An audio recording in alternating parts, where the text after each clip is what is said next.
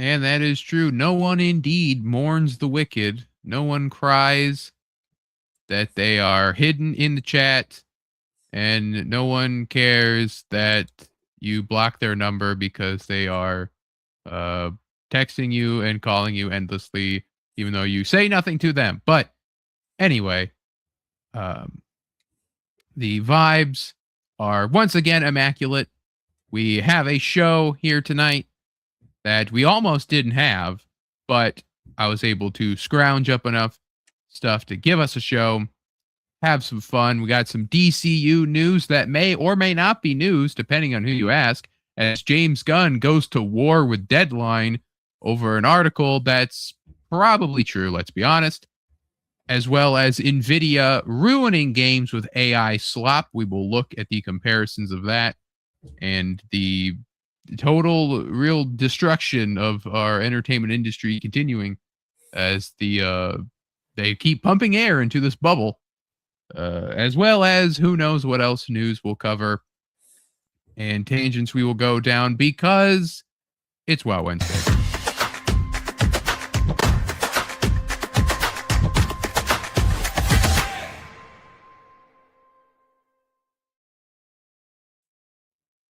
Greetings, travelers, Wiz Kids, and Wordplayers. It is Wednesday, which means it is WoW Wednesday once again. I am Wizard of Wordplay, the WoW of WoW Wednesday, and I am joined, as I am always, by He's as smooth as Tennessee whiskey and sweet as strawberry wine. It's Jessica James. Somebody blocked in the chat? Only one person sitting in our chat. I couldn't harbor a guess of who that might be. But no one mourns the wicked. Jessica. Not a single tear was shed for the wicked. What's good, man? What's happening? It's been pretty good. I'll get into it when I talk about my week, but man, I watched X-Men 97. I finished that shit. I watched the original show and then I watched 97. Man, 97 so fucking good. It's really fucking good, ain't it, dog? Okay, so you have seen all of 97? Oh yeah. Okay, good. We could done that shit real quick. Yeah, okay, good. I can go full spoilers then. Cause yeah. But before we get to that, let's say hello to the chat. We have Beefy Bites coming in here first at AI Slop, otherwise known as my content. Says Beefy. I have not seen Beefy's content, but I do know Beefy is a fan of Slop. Baki is here saying Nvidia would ruin games just like Sony. And also, hey Wizard, hello Baki, and Noxy back again saying hi all. Hello Noxy.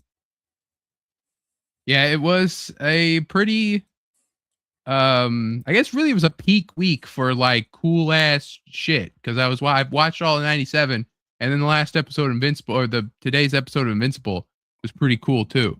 So it's like it's good shit happened, like good hype. But I wish I played some like I need to really find a game that I could play that's like some hype ass shit because there's just like nothing. Still searching. I'm still searching. I mean, I'll be real with you. As far as games go, the last hype ass game to come out was probably RE9. Yeah, I mean that's that, and I haven't even watched like the game because I hopped on Resident Evil with 7, and then so I watched that get played through basically like multiple times all the way through. And then 8, I'm like, okay, I gotta see what happens because I'm invested in Ethan. I gotta see what happens. So I watched like the day one launch, people play through the thing on YouTube, but I haven't watched 9 because to me, because I didn't go back. I didn't go back. I'm like, okay, I'm gonna watch 2 remake stuff. I'm gonna watch 3. I'm gonna watch. Or I didn't go back. I was just like, I'm just kind of. I like 7. I like the vibes of 7. I like what 7 was doing. Oh no, you gotta get entrenched in the greatness that is Leon S. motherfucking Kennedy. I know a lot about Leon. I've dipped my toe into the Leons, but just in general, I'm not. When Resident Evil starts talking about fucking Umbrella Corps and I check out. I do. Okay, so I don't know then. You might not like 9 because 9 is really heavily tied into 2 and really heavily tied into Umbrella shit. Yeah, it's like that was the parts of 8 that I kind of like. I know why they have to do it because it's Resident Evil. Like that's the core part of Resident Evil. You can't just constantly have just Right. like, outbreak some in some city. You got to have there's the umbrellas doing bullshit. I get that. Right. But it was that where it was like, oh, let's have Mother Miranda and Umbrella Corps shit, and I'm like, all right, you're losing me. I Well, I like mean, Umbrella. I liked Umbrella in 7 when they showed up and solved the problem. Like that's okay, but the Umbrella lore, I'm just not invested in. in 8 they revealed that Oswald Spencer, the founder of Umbrella, like he was in communications with Mother Miranda. Yeah, Um, you need to go back and play those earlier games. You really do. I'm definitely not going to play them because they are too spooky for me. But um, I will watch everything probably one day. Uh, I mean, the early shit's like really, really good, dog. I mean, it's I'm sure it is. I just also like I'm not a big fan of survival horror as like a genre. It doesn't feel like it doesn't like closest I've come to it was BioShock, and I'm famous for like bouncing off BioShock in the first level. I Um, just like the lore of Resident Evil more than anything, and I like the characters as well. I mean, like um, Leon's my dude. Leon is that dude. Um, I would do the nastiest shit to Claire I Redfield. would do that, dude. I might consider it.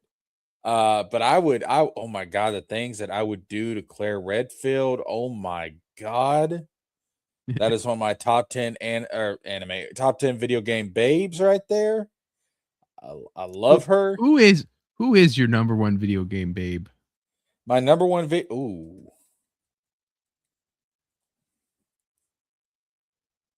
Do I have one?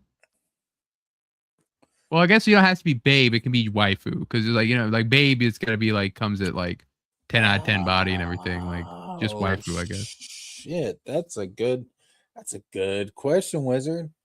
Off the top of my head, I want to say probably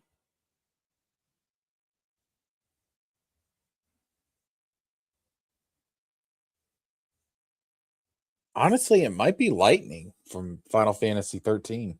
Isn't she like hated though? Yeah, but I love Final Fantasy 13. You were just probably young enough when it came out that it was like this is the shit. Oh, dude, I go back and I play Final Fantasy 13. I fucking love 13. Like it's you and the guy who made 13 are like the two only Lightning fans in the world. I love Final Fantasy 13, and Lightning's pretty fucking beautiful. I guess I don't know if I like my video game waifu, like Serana from Skyrim's pretty high up there. Even though you can't do anything with her, but like they were cooking when they were making that DLC, and especially having her be like a regular companion and have her give her interactions with every fucking thing in that DLC.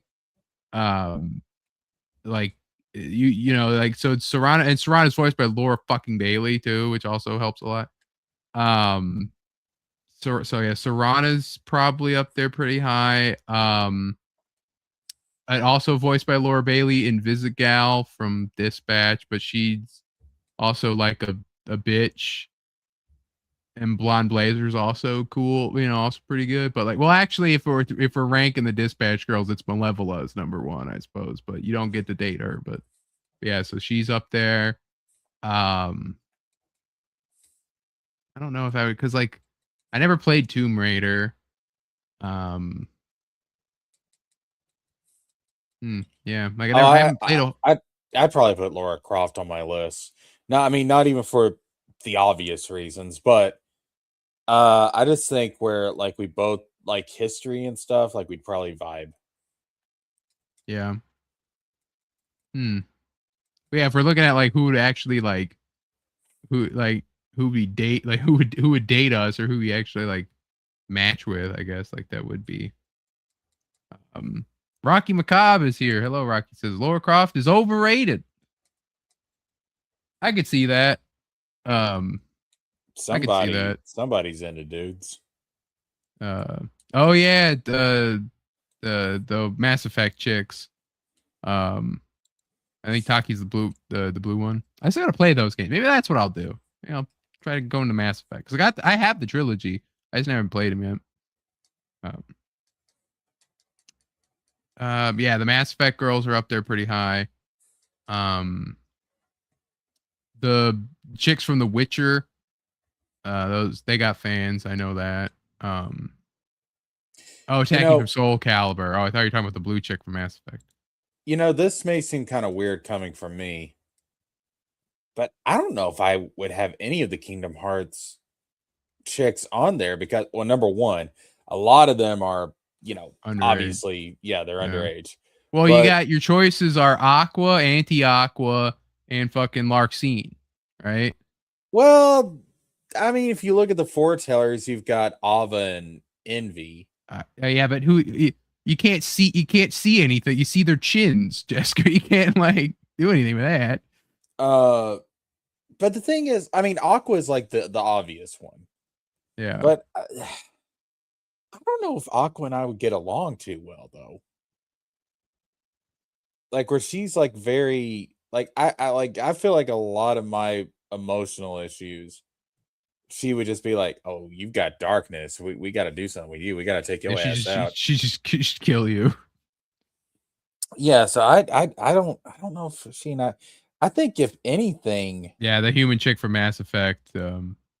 I think if anything, probably me and Ava might vibe. But I mean, like, I'm an anti-Aqua guy, so it's like, because I mean, I like Ava. Have you played the phone games, or do you know the lore of the phone game? The lore, and then the movie. Okay, so you know how like the Master of Masters like gave them all roles and everything. Yeah. Okay. He was the dandelion chick. Yeah. Ava basically was like, you know what? Not gonna follow what the master said to a T because something about this is real fucking fishy. Yeah. So she kind of went against the master and but I would say, is she the one that to tangent off of? Is she the one that's in the reports in 3? Oh, Subject X. We don't know. We don't know who. I'm just saying. I'm asking. I'm not asking the lore. I'm asking you. Yeah, I know that. Like that's who you're talking about. Is Subject X. Yeah. We don't know who Subject X is. I know. I'm asking you. I'm asking you. Who do you think that's who she is? Oh, I thought you were asking. Okay. Well, I thought you were asking. If that's the answer. If that was her. No, I think it's probably Scold. Okay.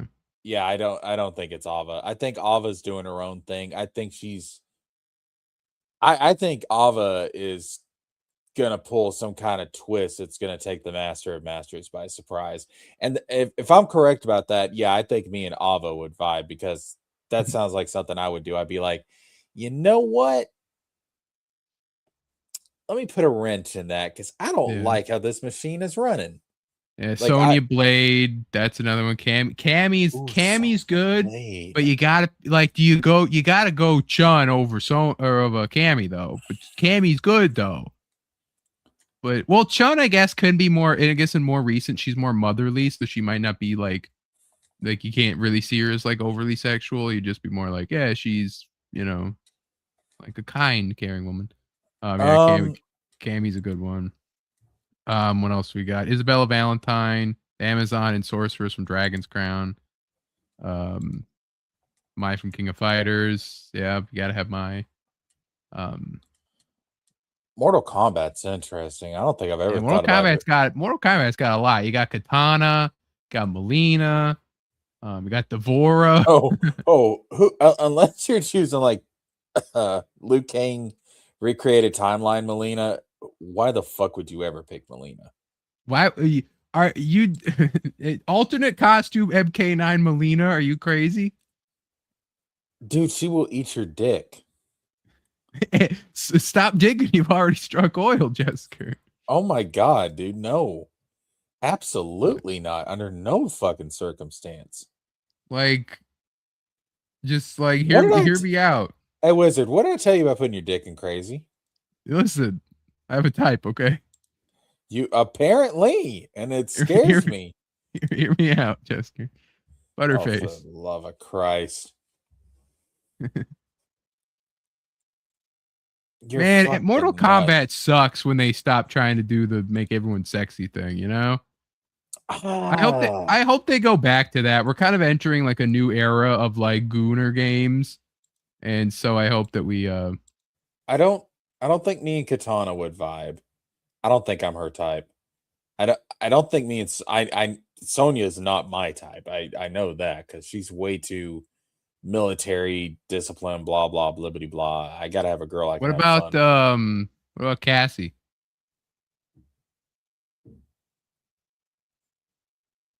Maybe. Oh yeah, Sindel. Rocky's right, Sindel. Um. But evil Sindel. Oh no. MK1, like the new MK1, that's Sindel. Yeah, I could probably vibe with her. Yeah, because she's like that noble queen ruler type personality. Yeah, And she's I all love right. that She shit. MK. She's nice in that one too. Jade, yeah, Jade's on. Like Mortal Kombat's just, like I said, they got some good ones. Like I said, it's mainly that the recent Mortal Kombat, they just tried so hard to be unsexy.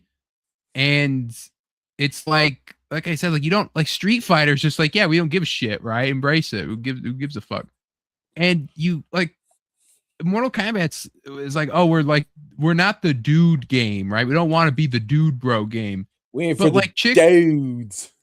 like chicks play Street Fighter and shit because the women are hot, and like they're okay with that. And then, but Mortal Kombat can't. Mortal Kombat will show all sorts of dismemberment and everything, but God forbid, it's like we don't want to have the women be hot. Like the This is original gonna sound actress, stupid. This is gonna sound stupid, but I think it's because Mortal Kombat wants to be taken more seriously. I know, and it's like as what, like an esports game because Street Fighter rules that, and their women are hot as like serious storytelling Yeah, because I think it's a fucking fighting game. I think it's the latter. Yeah, we'll I show think Mortal Kombat show male tit, but God forbid they show anything on a woman. who are the other Mortal Kombat girls? Devora, Oh, fuck no. no Devora, Hell no. Scarlet, Scarlet. Well, Scarlet in like MK11, she was more of that kind of like Arabian style like chick. But in Yeah. Mortal Kombat 9, she was skimpier and she had the red hair. Tanya, there's Jax's daughter that I can't remember the name of. Jacqueline. I think that's all the major ones. Oh, Frost, Shiva. I'm surprised he didn't say Chronica. Chronica, Cetrion, the Cetrion or whatever, the Earth lady. Yeah, chick. Shinnok's sister. Yeah. I don't know. You give me something to think about. I'm really gonna have to hunker down and decide like who my top 10 or video game chicks are. Yeah, we can always do that. We can always do that one day. We can do a list of like video game waifus. The female Raiden chick. Is there a female Raiden equivalent? Oh, he's talking about the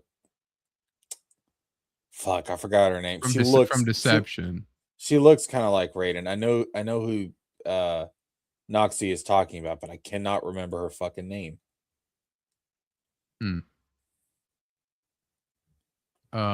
There's Madame Bo. Madame Bo. Let's go. Astra says Baki. Yeah, that's it. Oh yeah, there's the fucking Megan Fox bitch. That Megan Fox plays in the Megan Fox voices, and then in Mortal Kombat 1, the vampire chick. Oh, It was yeah. I know her what you're talking acting's about. fucking awful as shit. Yeah, it's not good.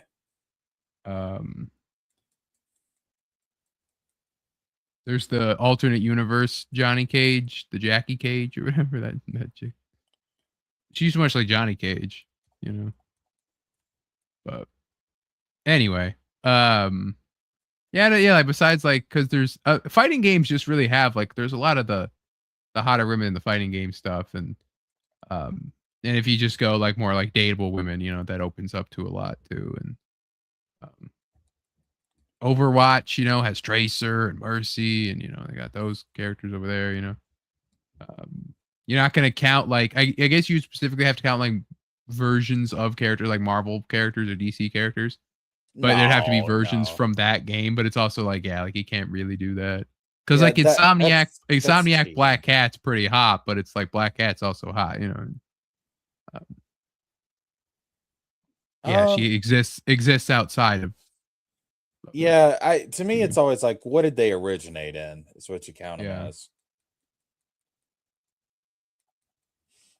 So that means I guess that means that Luna Snow is on the table because she originated in a video game. Yeah, not a comic book. Yeah, as long as it originates in a game, I think it counts. I mean, Samus. Does anyone still really go for Samus these days? I can go for Samus. Is that like a 2000s thing? I can go for Samus. Yeah. I mean, I never played any of her games, so. Yeah, I could go for Samus. Palutena, you a Palutena guy? You like Kid Icarus, right? I could go for Palutena, yeah. Mr. Yanafui is here. Hello, Mr. Yanafui. Mr. Yanafui, do you have any video game women that have are your go-tos, your number ones? Yeah, you can't really be like say, oh, like Quiet, right? Like Metal Gear's got a lot. The Boss, Quiet. Who's the redheaded chick? I don't know. I'm not a Metal Gear guy. Oh, you're not a Metal Gear guy. Like Marin, I think, or something like that. But Metal Gear's got a few. Bayonetta, Devil May Cry's got Lady. Well, all right, Lady's up there. You can't not. I haven't played Devil May Cry, and Ladies is like probably on my top 10. Yeah, I think it's Marin. Fucking, especially the MC5 lady, because she's like 50 years old and hot. But anyway, I'd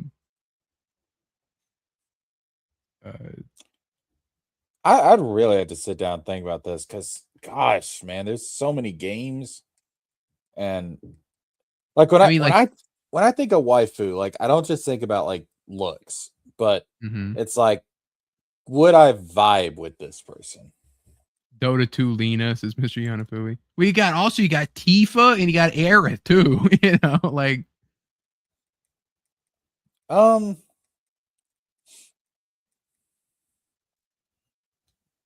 Kingdom Hearts 2 Tifa though. Like she got that dress and the gloves.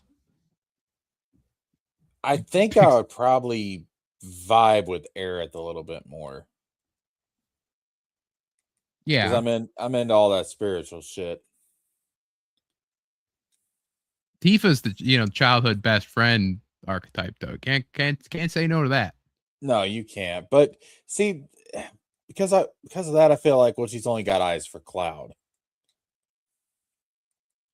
So unless you're Cloud, it's like, Yeah, but it's also like it's fictional scenario, so it doesn't really matter, you know. You're like Tifa's like real life, and she's like, Jessica, let's go out, and you're like, nah, I can't do my boy Cloud like that. I can't do my boy Cloud like that, Tifa. I'm sorry. That's my She's homie. gonna be like, why did your accent change all of a sudden? I get like this when I'm standing up for my boys.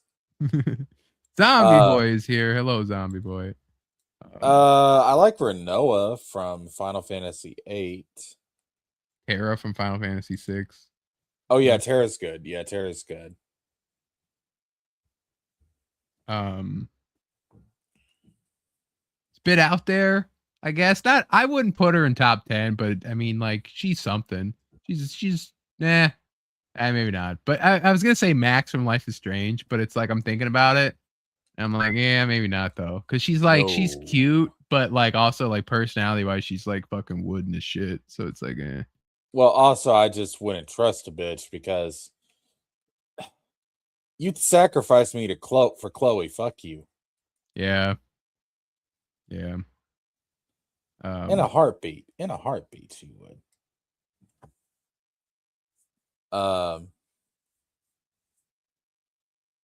Gosh, man, I would seriously have to get some consideration to that. Anybody gonna go for? Let's see how many people know this. Anybody gonna go for Ashley Grave from Coffin of Andy and Lele? Oh, is that the incest game? Yeah, that's the incest game. Yeah, I was gonna say, like, I didn't know the name, but I knew enough about that name to know what that was. Yeah, don't go for Ashley. She's fucking insane. Well, you could also go for Grace Ashcroft, right? If you're Well, yeah, you could. Although, she's got anxiety, right? well, I mean, when it comes to RE girls, I've got to go with Claire. It's like you start at Claire, then you work your way down. Well, Zoe Baker. I'm a fan of Zoe Baker personally. I love a Baker woman. And I would marry and get the Baker estate if I could. But so. Anyway, be sure to put more of your video game waifus in the chat or in the comments if you're watching this later. But besides gooning to video game waifus or heart gooning, is that a thing? Jesker, what'd you do this week? So last night I went and I saw the Super Mario Galaxy movie. And I gotta say, divisive movie. And I don't know why. The critics are full of shit. It's a good movie. It's a fun movie. I really enjoyed it. I thought it was funny as fuck in some spots. And it's just a good, wholesome family film. The cameo. Did we talk about the cameo last week? Yeah, we did talk about the cameos. Yeah. Okay. Besides the after credit scene that hadn't been revealed yet, but so Star Fox is in there. People were bitching about, oh, why is Star Fox in a Super Mario movie? Guys, I'm going to tell you a little secret. Star Fox ain't the only cameo in that bitch. Yeah, we did hear about Pikmin. I forgot. I did see that, but I didn't believe it, so I never brought it up. But we did hear about the Pikmin before too. Yeah. So, there's a scene with Rob the Robot. Yeah, I heard about that too. Yeah. That was one of the funniest scenes in the movie. But it was really, really good, man. I liked it. I think the critics were like, they were harsh on the first one, and then the audience loved it. It's the same thing here, man. It's a great follow-up. The critics are full of shit. Fuck them, man. Fuck the critics. It's a good movie. I had a lot of fun, bro. I enjoyed it immensely. There's also Game & Watch too, isn't it, right? Yes. Yeah. Oh, dude. That I was not expecting him to be used in that way, and it's really funny the way they use him. It's like they had to have been like playing Smash Ultimate for like on downtime while writing this fucking movie. Oh, hell yeah, dude. I'm telling you, we're gonna get that Smash film.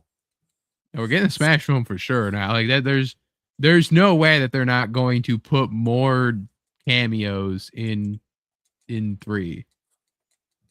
Yeah, we're definitely getting a Smash film at some point. Where do you go with the you already went to Galaxy. Do you do Odyssey now? Do you do? I mean, they didn't try to do like Pauline or nothing. Um, there's a part in the movie where I can see them. I don't want to spoil anything, but there's a part in the movie where I can easily see them taking it and working it into a sequel. But like, what are they gonna branch off to its own? Are they gonna do like a game adaptation like Galaxy is, or? Um, I don't know. It's kind of vague, like what they do in the film that could set up a sequel, but there is something in there to where it's like, okay, there's kind of this other threat that they could tap into. Like The, Sunshine. Well, actually, I guess like one thing they could do is combine Sunshine and Luigi's Mansion.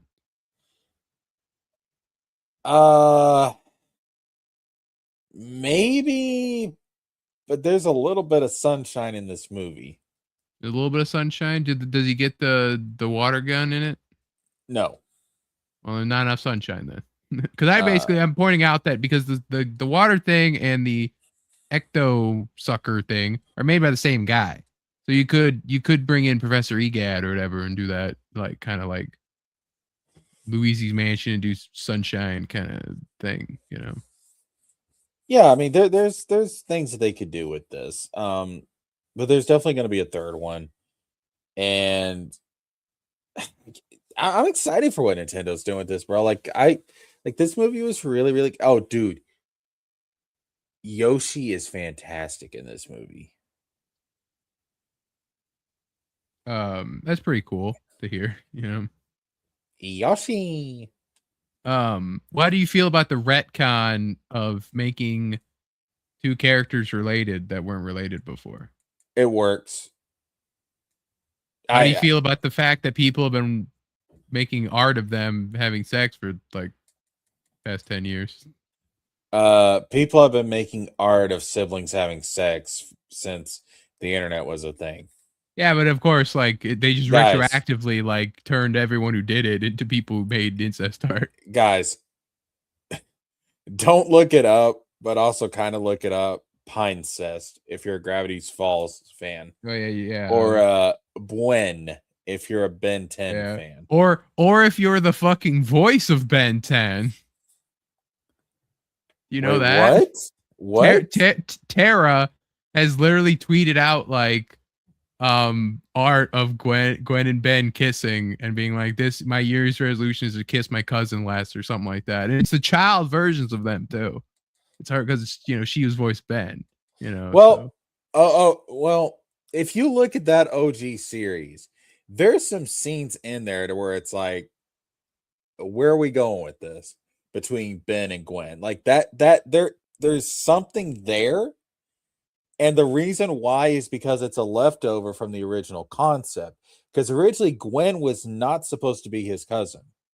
mm, Gwen was supposed to be a friend at school that just happened to go along with them on this trip. They were like, that's kind of weird to write. It would make more sense if like they're cousins and they're going with their grandpa. Like that would make more sense. yeah. But originally, like she wasn't supposed to be his cousin.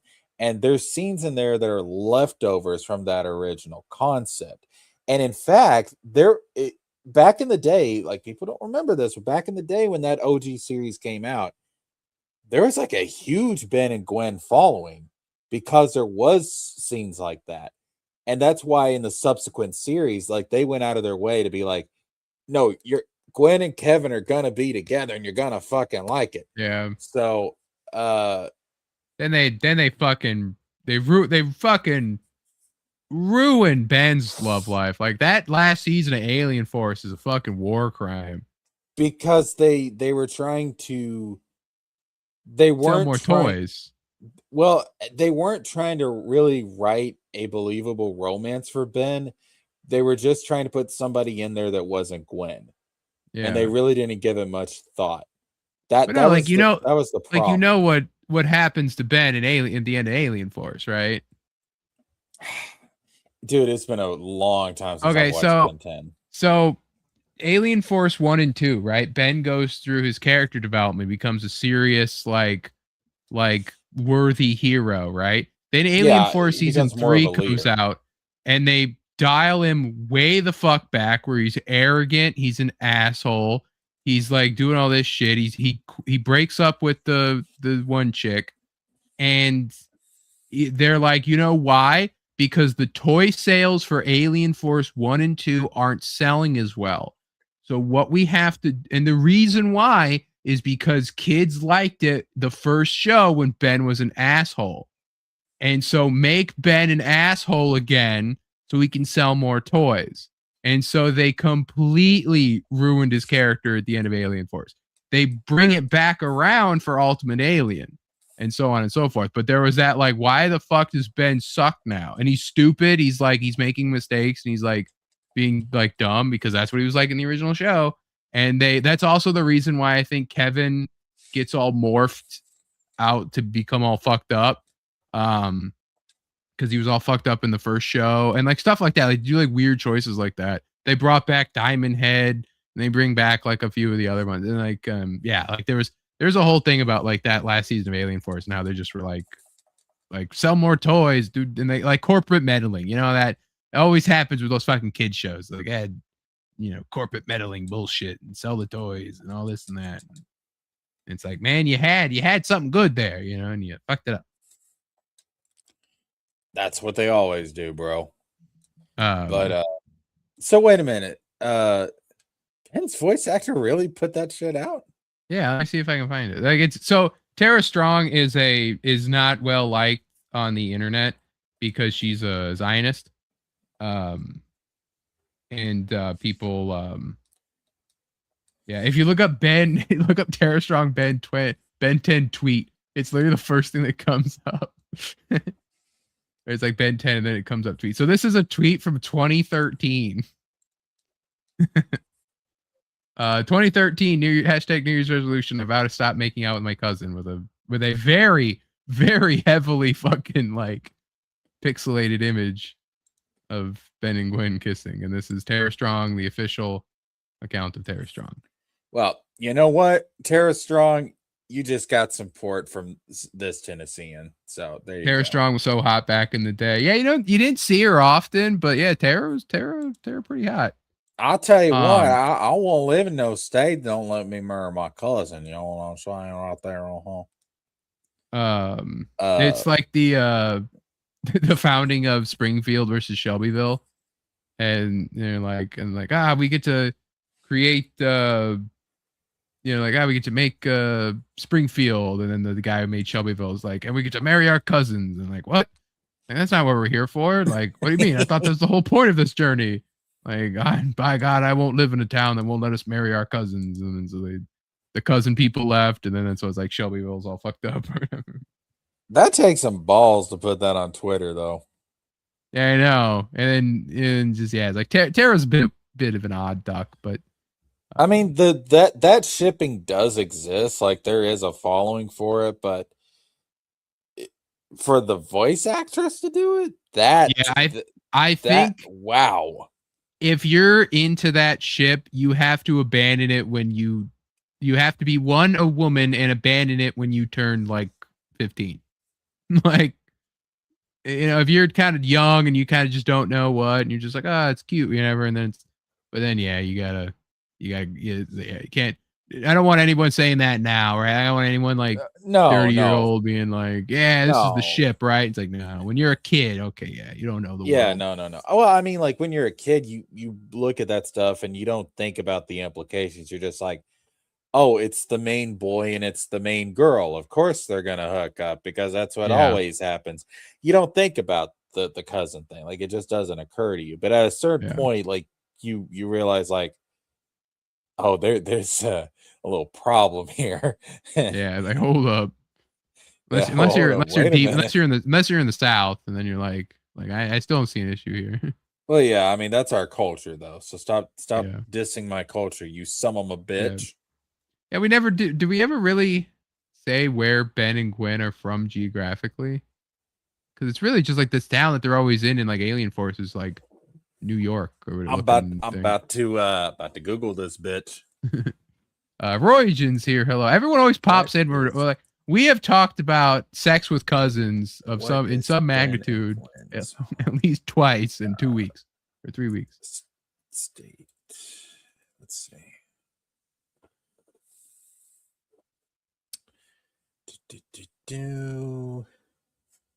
Maybe they're second cousins like Alex and his cousin. They retconned that cousin thing out though, from what I hear. No, they're first cousins. It's they're first cousins. Because their parents are siblings. Yeah, their fathers are brothers.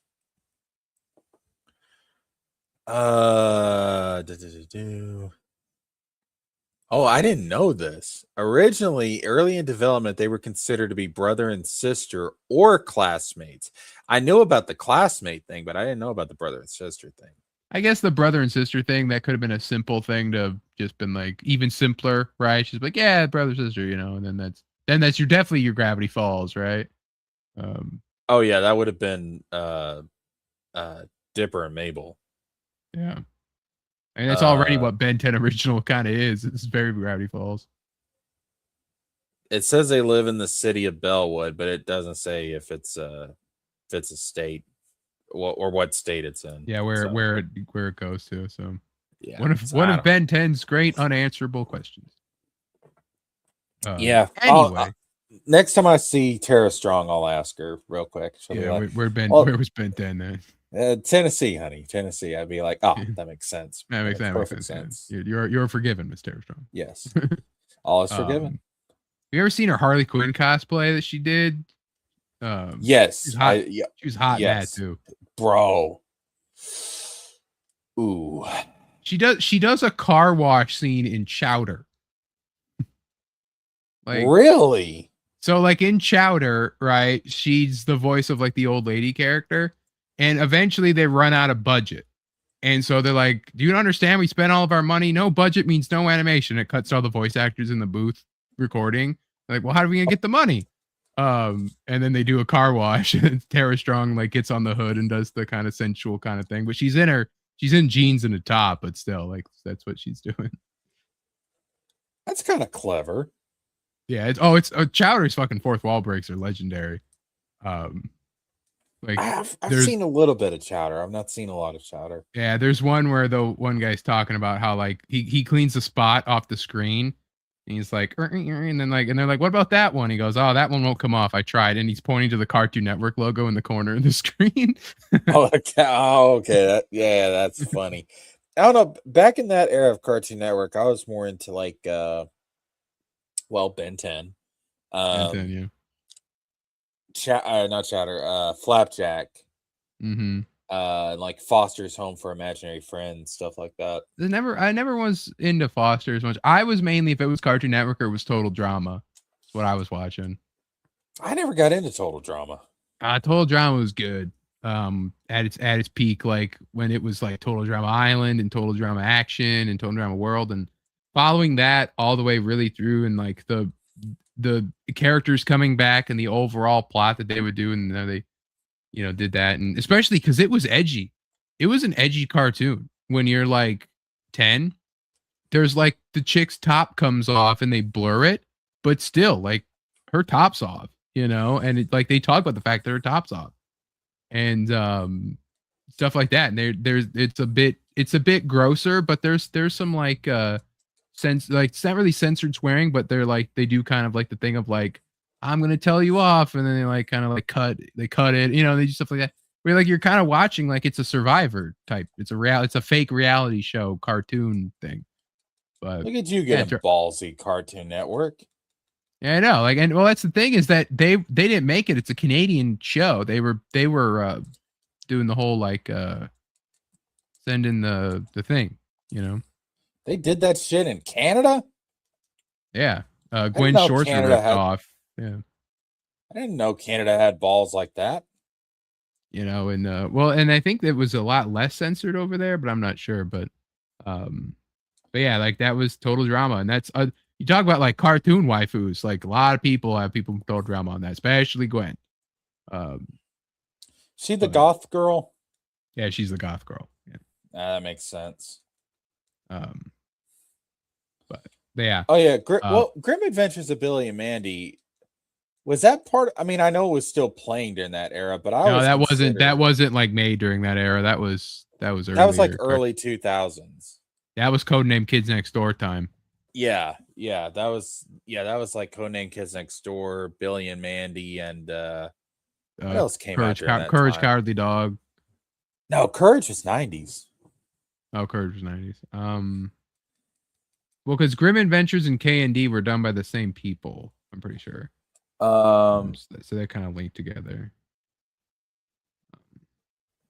But see, like that early 2000 era and the 90s era, they all kind of blend together because the 90s stuff continued for so long. Yeah, they kept playing them together.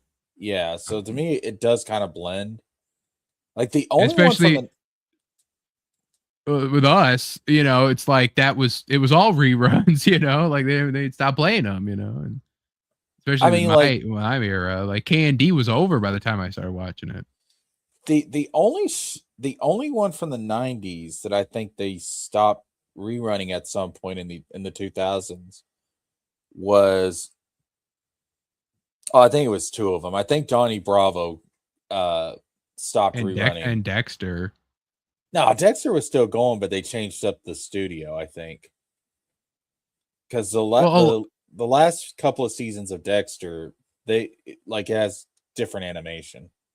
Yeah, well, and a lot of them they were moved on to the late night block on either Cartoon Network before Adult Swim, or it'd be on Boomerang's late night block. But Johnny Bravo kind of went out with he was phased out in the early 2000s, and Cow and Chicken, yeah, that was phased out. But like Dexter's, Powerpuff Girls, Ed and Eddie, Courage, those were the ones that Robot Jones. Don't you talk about whatever happened to Robot Jones? What did ever happen to Robot Jones? Because that was a weird fucking show, dude. Yeah, I only ever saw it on commercials. In the my grandma used to record cartoon. We didn't have network. We didn't have DirecTV or nothing. My grandma would record Cartoon Network on a VHS, and then I would have like these random tapes with like random shit on it. It would have the old commercials, you know, and they would have the commercial for whatever happened to Robot Jones, is the way the guy would say it. That shit was like a fever dream. I never did actually ever watch it. It was never on. It's a weird show, dude. It really was like a fever dream. The live action shows. Yeah, fucking Destroy, Build, Destroy. Fucking remember the fucking Other Siders when they had like a ghost hunting show? That shit is all lame. Destroy, Build, Destroy. What was the other one they had? Because they had that, there was the live action Cartoon Network block that like the guy at the time was like, this is the thing we need to do, and it sucked. Yeah, it was garbage, all of it. What was the other one? Destroy, Build, Destroy. There was another one. There was like one about a kid that like could see cartoons or something. Well, that's fucking and there's Hole in the Wall on Cartoon Network? I guess it was. Yeah, I was thinking that was a Nickelodeon show. I think so. I think it was. Hole in the Wall. That one wasn't too bad, but it definitely didn't fit. Regular show then came back, and then that kind of brought it back around. That was then you had the late 2000s Cartoon Network peak. You had regular show, you had Adventure Time, you had Gumball, you had Steven Universe, you know, and then they had those bangers, you know, and you know, and then they brought them back because they had that era of like, the only thing that they had going for them during that live action era was Total Drama, Ben 10, Batman Brave and the Bold, and like Clone Wars. And that didn't air until like night. You know, that was probably the last era of Cartoon Network that I like would watch on a regular basis. Yeah, I didn't hop off until the 2010s. I mean, I was still watching Adventure Time. I was keeping up with that and regular show, but I never watched I never watched Steven Universe. I never really hopped in on like We Bare Bears, Craig of the Creek, Yeah. None of those other ones. I was past it by that point. Yeah, that was when it was like, yeah, I think I'm done with this. I did watch Uncle Grandpa though, because I needed more. Oh, I remember Uncle Grandpa. That shit's terrible. Now Uncle Grandpa was all right. It was just wacky. You're out of your fucking dude. I thought that was the dumbest shit. It is dumb. That's why it's funny. That was the dumbest shit, dude. Oh my god. Did you ever see the picture when the guy posted on Twitter when Uncle Grandpa got canceled? No. All right. What do you picture in your head that the guy, the creator of the show, would post online when Uncle Grandpa got canceled? Oh, dude, I can't imagine. I don't know, because that show is so fucking just what the hell. I really don't know. Here it is. Oh my god. Whoa, man, that's just on. This is still on Twitter. That's insane. Because, like, what the fuck are you gonna care, right? Like, your show's over, you know. Like, I mean, yeah, but damn. Infinity Train. That was another good one. Infinity Train was a good one. And then WB erased it from existence to write it off for taxes. So you have you can only watch it by pirating it. I did hear some of the later stuff, like Craig of the Creek and Over the Garden Wall and Over the Garden Wall. God, that's some good shit. I've heard that stuff is really good. I haven't seen any of it, but I've heard it's really good. Over in the Garden Wall is like just a short story. Like it's like, I think 10 episodes and they're like 8 minutes long or something like that. Like it's a short little thing. It's worth it to watch it on, like, especially watch it like Halloween. Because it kind of starts with the fall aesthetic and then it gets kind of snowy at the end. So it's kind of good for that, like, in between fall, winter time. It's got a little bit of filler in it, but it's got fucking John Cleese doing like John Cleese shit. That's like, he doesn't do that anymore, but he does it in this. It's like, that's cool. And Christopher Lloyd plays a woodsman, and the beast, he's so cool. Elijah Wood is the main character, like one of the main characters. He doesn't do a whole lot no more, but he chose to do that. And yeah, Over the Garden Wall is great. Maybe I'll check it out this Halloween. Yeah, it's definitely a Halloween thing. But it's got a great soundtrack too. And the Highwayman scene. That's like, the Highwayman scene is drawn in like the rotoscoped classic animation style, like, and it's kind of unsettling, but like when you look at it a technical perspective, like this was hand drawn. Like, this is really cool. So anyway, so back to my week after that long tangent, which we will get into an even longer tangent. As I finished watching X-Men the animated series and also went through all of X-Men 97.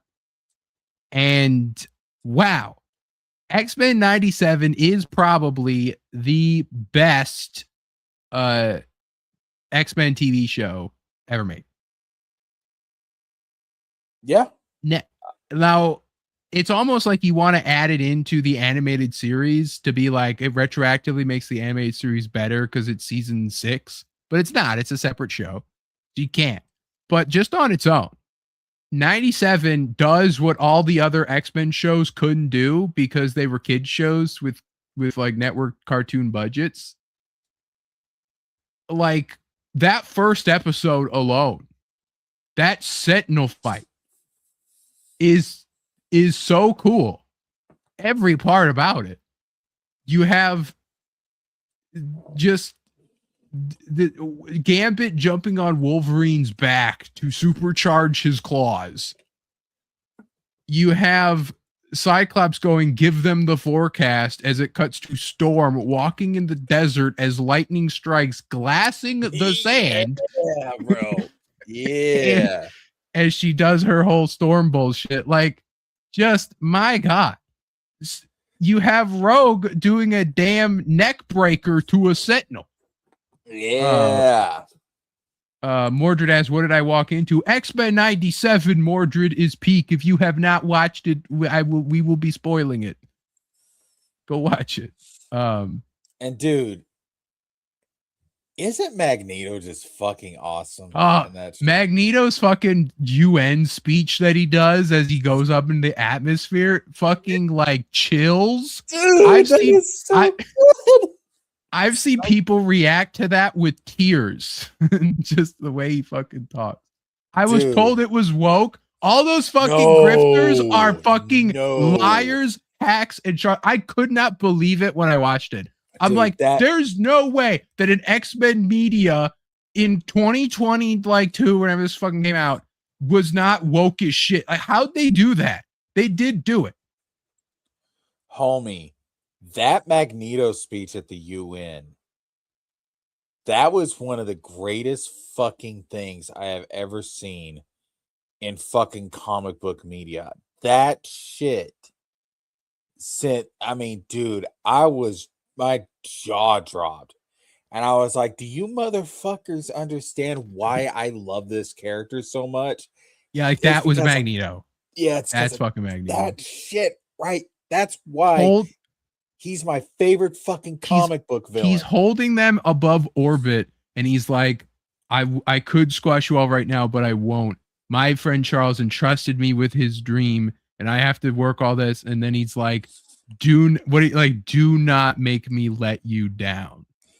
So, but he's not only saying that of like, don't make me let you down, as in like, I want to be better, but also I'm holding you above the fucking planet.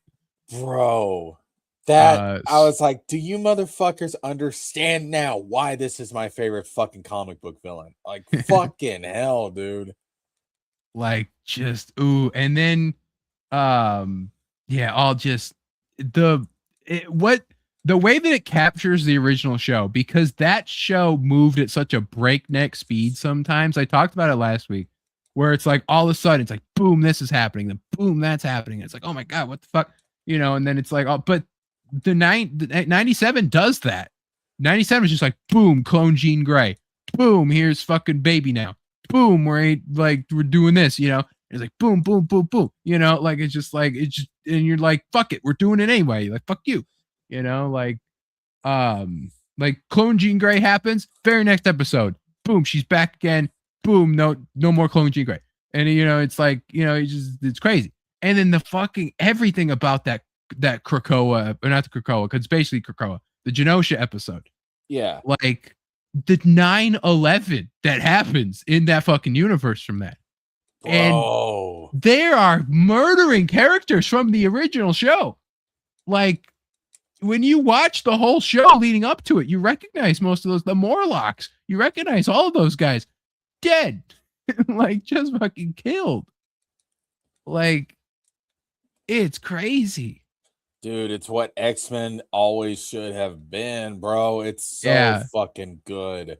Just turned all the limiters off. Cyclops is like dope as shit for no reason, but it's like, fuck it. Dude, they did justice to Cyclops, man. Like that moment where he's like, to me, my X-Men. I'm like, yo! The leading up to it, he gets ripped out of the plane by the Sentinel. Everyone else is caught, and he's like, I'll see you all on the ground. Dives down, blasts the ground with his optic blast to slow his descent into the to me, my X-Men, and they all fucking pose. That shit was so fucking fire, dude. Oh my God. And even in the beginning, when he's he's using his blast to slide along the floor. And then he's doing that, and then the mutant guys like take his glasses, right? They're like, we got your glasses now. He's like, no, please. And then he's like, nah. And then he opens his eyes and fucking nukes them. OG Cyclops wasn't gay as fuck. Like peaks when they didn't sideline him for Wolverine, like that was the thing. And that's the Wolverine sideline for everybody else. This is a Rogue show, and this is a Cyclops and Jean show. Like, Wolverine's just sitting over there. He's sidelined. He's doing his thing because we already had Wolverine fatigue. Wolverine got spotlight in every single movie. You know, Cyclops good. Say it ain't so. Like I know. Imagine that you can actually do justice to the character. You messed with the natural order. Can't make Cyclops good. Like, and Jean is also like more powerful than she was in the original damn show because they were constantly nerfing her. But in this one, she's able to like project her mind across like countries without Cerebro. She can just do it. Like, it's crazy. The moment when the fucking Phoenix bursts out of the water. I love Phoenix Ex Machina. It's my favorite part of X-Men Apocalypse. And that movie sucks. But I love that part of the end, even though it's stupid. But I love when the Phoenix just shows up. And it's like, boom, Phoenix. It's like, oh my God, you know, fucking Phoenix is here, you know. Just the fact they got most of the voice actors back. I didn't even know that Gambit was a new guy. I thought it was the original guy. But he's not. He's a new guy. He's like a young guy. Yeah, I didn't know until later. Later. Charles and Eric, you can tell they're new. Jubilee, you can tell. Gambit's voice actor plays Cable, but that you couldn't tell it's like he's a different guy from the original show, but he's also from the original show, so it's a bit weird. But a lot of them you can tell they're old. Wolverine, you can definitely tell. He sounds like an old man sometimes. Beast's all right. I got used to it. You can kind of tell you can tell it's the same guy. Rogue is good. She's got a little bit of old in her voice, but not too bad. Storm sounds very much the same. But it helps too that they also made these voice actors play them in like Marvel Rivals and Cosmic Invasion, so I'm kind of used to hearing them there too. So, but yeah, so you know, just overall, like it's like the voice acting's, you know, bringing back the original people. I did watch the documentary too, and they do talk about how it sucks that Cyclops died, you know, and he couldn't do it, and like the 2020 killed X-Men original animated series Cyclops and Evolution Cyclops. 2 different voice actors both died in 2020. Bro, for Cyclops. That's crazy. We need another season of this shit. Oh, we're getting it. It's coming out in the summer. It says click on it. If you click on it right now, it says new episodes in summer 2026. Oh, fire. Yeah. And I'm hoping we get a, you know, follow up to Spider-Man the animated series, please. Well, we're getting that in a comic. So no, fuck that, dude. Yeah, I know that's stupid, but I understand because of the whole stuff with Spider-Man and well, X-Men needed a thing to like put them back in the zeitgeist, right? Like they needed something because it was the Wolverine show for a while, and then all the other Fox movies sucked. That it's like we needed to remind the people what X-Men is, you know, and we needed the original X-Men. That this like there hasn't been X-Men past the 90s X-Men. Like there is no X-Men before or after that. Jim Lee 90s X-Men, that's fucking X-Men, right? Like yes. You can try. You can't get past it. Is the creator coming back for season 2? No. Well, like, so not the creator, but like they had a guy in charge, the showrunner, he got fired. He's not coming back. But if you watch that documentary, there's a lot more people involved than just him. So it's like, you know, it's not so bad. They brought back the original people that worked on the original show to help to be consultants. I would love a good Fury and Howling Commandos animated series. I mean, you do get a little bit of the Howling Commandos in the in that one episode, so that's of the original show. That's the other thing. That final season of X-Men, the animated series before 97, like it's got 4 or 5 episodes that's good. And then those 5 episodes when they switch animation studios for no reason, fucking awful. Boring as shit. It's a wonky season. It's a wonky fucking season. Like, I remember when I watched it originally, those obviously the last episodes, those are what stick with you. I remember hating those 5 episodes when I watched them when I was a teenager. And it's like, man, they are just bad. The Captain America Wolverine episode's all right. And the finale is good.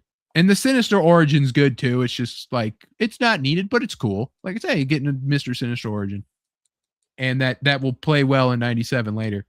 but just that fucking weird ass Jubilee fucking fairy tale nonsense, the Speedball episode, that's just fucking weird. Like it's like, this is stupid. This isn't gonna link back to anything. This sets up nothing. Even the first couple episodes with like the Phalanx, it's cool because Magneto and Sinister and Beast and Forge team up, and that's cool. But otherwise, it's just a weird thing. It's yeah, okay, we're scraping the bit of the barrel here. Archon, right? Like, what the fuck's Archon doing here? But it's a good study for Storm's character, I suppose. So, Mordred asked, what do you guys think of X-Men Evolution? I watched it a lot when I was a kid because I had the VHS tapes, and then I watched it all the way through back when Marvel used to just have that show on YouTube like 10 years ago. They used to have the whole thing on YouTube. And then the whole Disney buyout happened. Then obviously streaming services took off. So they're like, oh, we can put this on fucking, Netflix and shit. I mean, the 90s animated series along with X-Men 97 is the best, but I would say Evolution's my second favorite iteration of the X-Men. Yeah. Evolution, I like the idea of Evolution, them all being teenagers, except for like like Storm and Wolverine and Charles and stuff. But like them being teenagers in high school is such a fun dynamic. It is, yeah. That it's like this was a very cool idea, very cool concept. Mystique's their fucking principal, dog. That's Mystique's their principal, like and how it's like and Kennedy or Kelly's the principal originally. And it's like, and then he becomes like senator and all, like they do still do that whole like thing with him. It's such a cool, we couldn't get that in modern day. They wouldn't do that.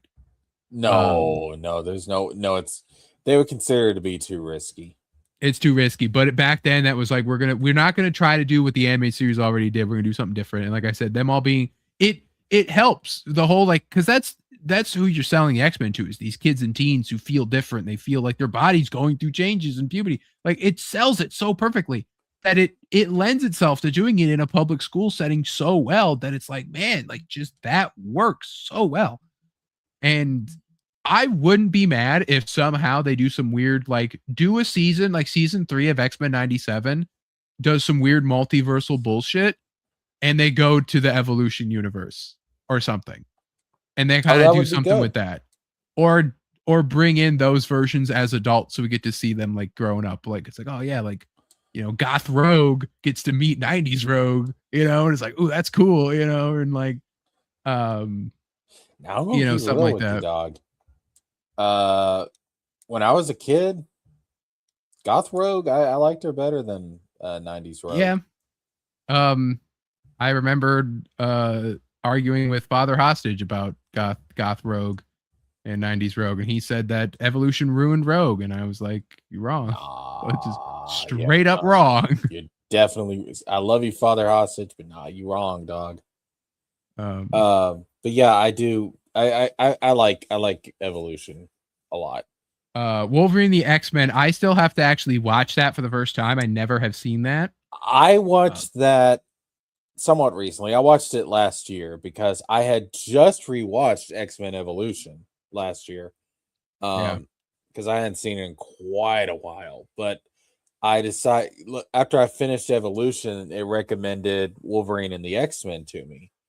And I watched that, and Wolverine the X-Men is okay. I don't think it's a bad series. It's an unfinished series. Like they set some things up. It's a little weird because you had this whole thing where like Professor X is in the future and he's sending messages back to Logan in the past. It's a weird dynamic. It's not terrible, but I don't think it's anywhere near as strong as Evolution or the 90s animated series.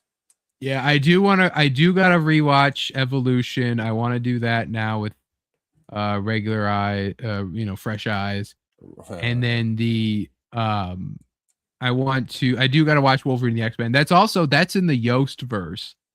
So that's in the same universe as Avengers Earth's Mightiest Heroes and Hulk versus Wolverine. They actually reference Hulk versus Wolverine in Wolverine and the X-Men. Yeah, I've heard about that. Yeah. Origin says Father Hostage couldn't get that 90s rogue ass shot out of his mind. Yeah. Jesus. Yeah, it's so really with the grifters going after. I remember like there was the clip of the executioner being like, "I'm sick of you guys whining. That's the worst part, right?" And people are like, "Look, they're calling out like the people," or they're like, "Oh, look, there isn't that. There isn't an oppression Olympics. There isn't like this is just like the black people thing. There's no BLM. There's no ACABs. Like they don't beat you over the head with anything in 97. And that was like, I couldn't believe it. And so it's like, I was hearing that it was like, oh, this woke shit. They did. It's like, no, like it's not like they do their X-Men shit and it just makes sense. Like there's no like, the only real gripe I have with it is the Rogue Magneto shit. And the comics did that too. And if the guy, and they don't even end up like it doesn't go it doesn't end up that way.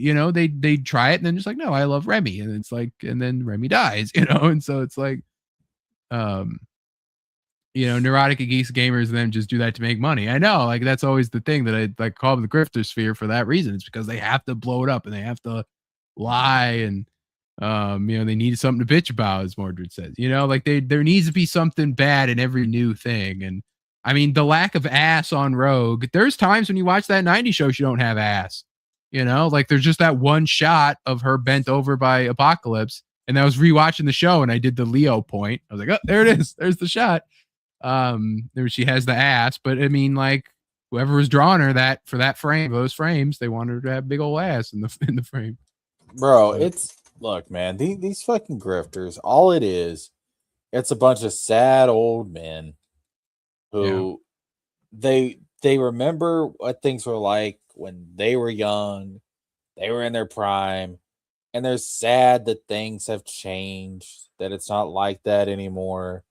And if it's not exactly what they remembered, it's just another reminder of their own mortality. Now, and that scares them. I will say though, like I said, the Magneto Rogue thing is weird. Everyone hates that. No one really can. They'll either accept it or they'll hate it. There's no one that's like, this is a cool thing, because they hated it when the comics did it. But the one thing that's also weird is the Morph Wolverine dynamic. People did kind of point that out, that it's kind of, there's some homosexual undertones to it, but it's not as prevalent as I thought it would be. Because Morph and Wolverine always were kind of like oddly close in the original show, because they wanted to kill Morph off and they wanted to have Wolverine get pissed about it. Yeah. And then so there's a point where Morph tells Wolverine he loves him as Jean. And so it's like, is Morph gay? And that's what because they also made Morph non-binary too, but they also never really call attention to that either. They just you see the they pronouns like in the little bio, and that's it. They don't ever really. He's still man passing, as they say, I suppose.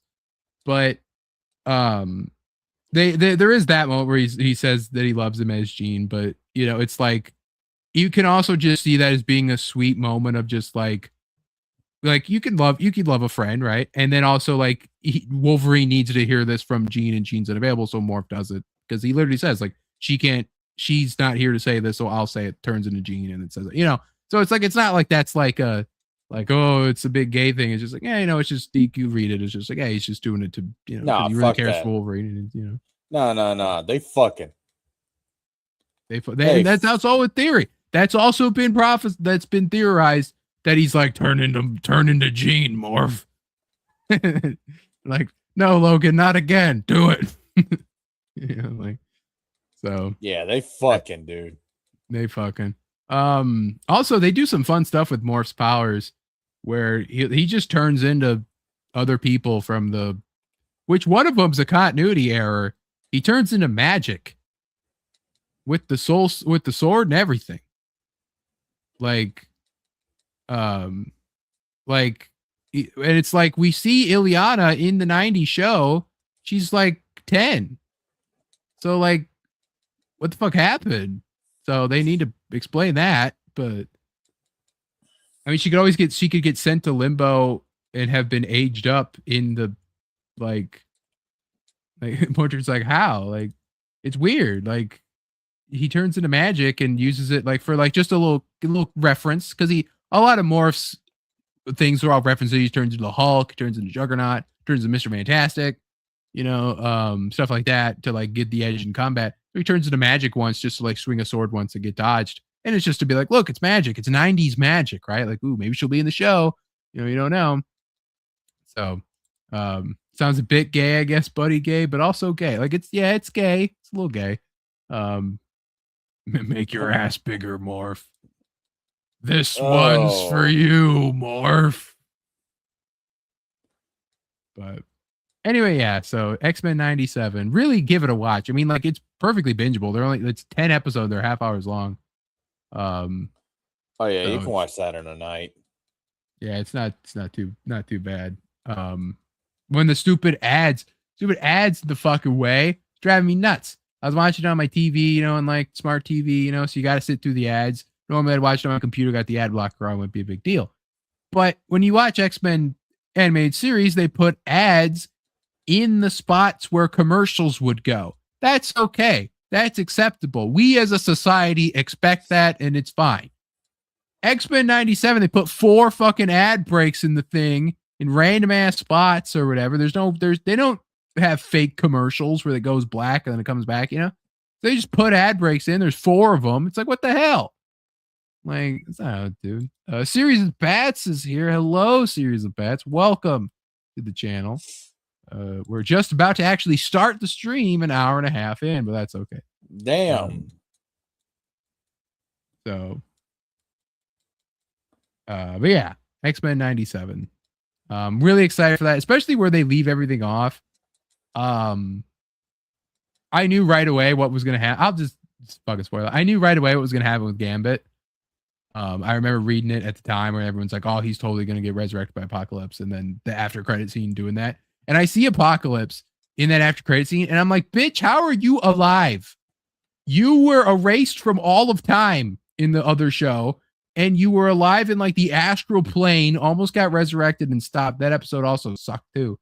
That was the first one that was drawn by the new people. But it's like, how are you? How are you alive?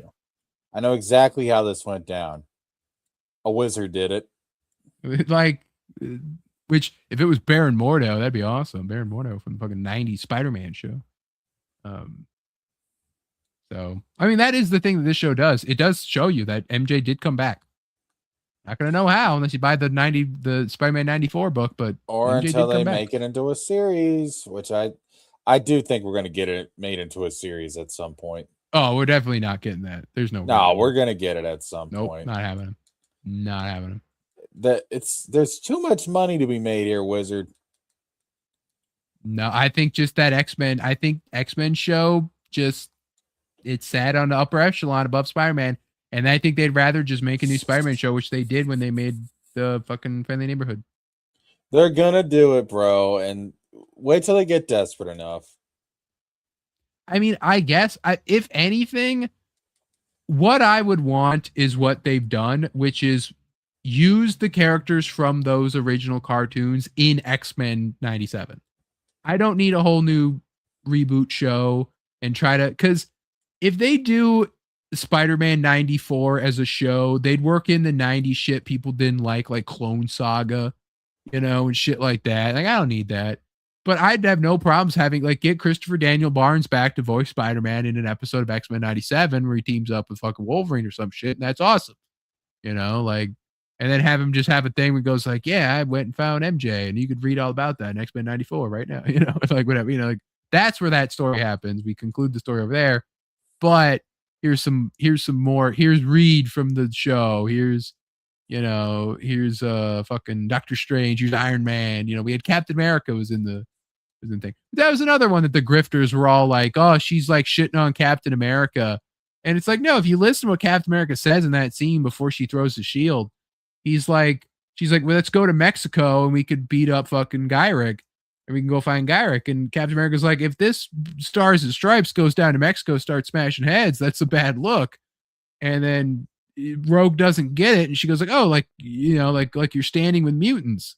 What, you don't stand with mutants? Well, fuck you, and then throws the shield, right? But it's like, no, Rogue, the whole point is that if an agent of the United States goes up, starts beating up Mexicans, it's gonna look bad, you know? And so it's like, yeah. So it's like, I'm surprised that was like some good ass writing. And it's like, people thought that Captain America's getting painted as some asshole in that. He's not. Nope. So yeah, like just all around good. Like I said, I think just the Rogue Magneto thing was weird, but otherwise, like there was more Charles Magneto stuff, I guess, than there was Rogue Magneto stuff. And they dedicated more stuff to the Shi'ar than they really should have. But good on them for it. Like Shi'ar stuff was boring in the original show too. Like, I don't give a shit about the Shi'ar bullshit. I give a shit immensely about the Shi'ar. No, I don't. No, I don't. No one ever does. So anyway, now to finally start the show. There was recently some news reported by Deadline. And that it was that Adria Arjona, Ella Purnell, and Marissa Abella are testing for a key role in Man of Tomorrow. It will be Maxima, the warrior queen from the planet Almerac. Do you remember Maxima, Jesker? No. That was from the Superman animated series. She was the warrior queen that wanted the fit mate. And she kidnapped Superman. She was like, you are my husband. Or she went down to Earth and she's like, I'm Superman's betrothed, right? And she took her back to her planet, and she got overthrown by a guy, and you never really see her again after this episode. It's starting to ring a little bit familiar.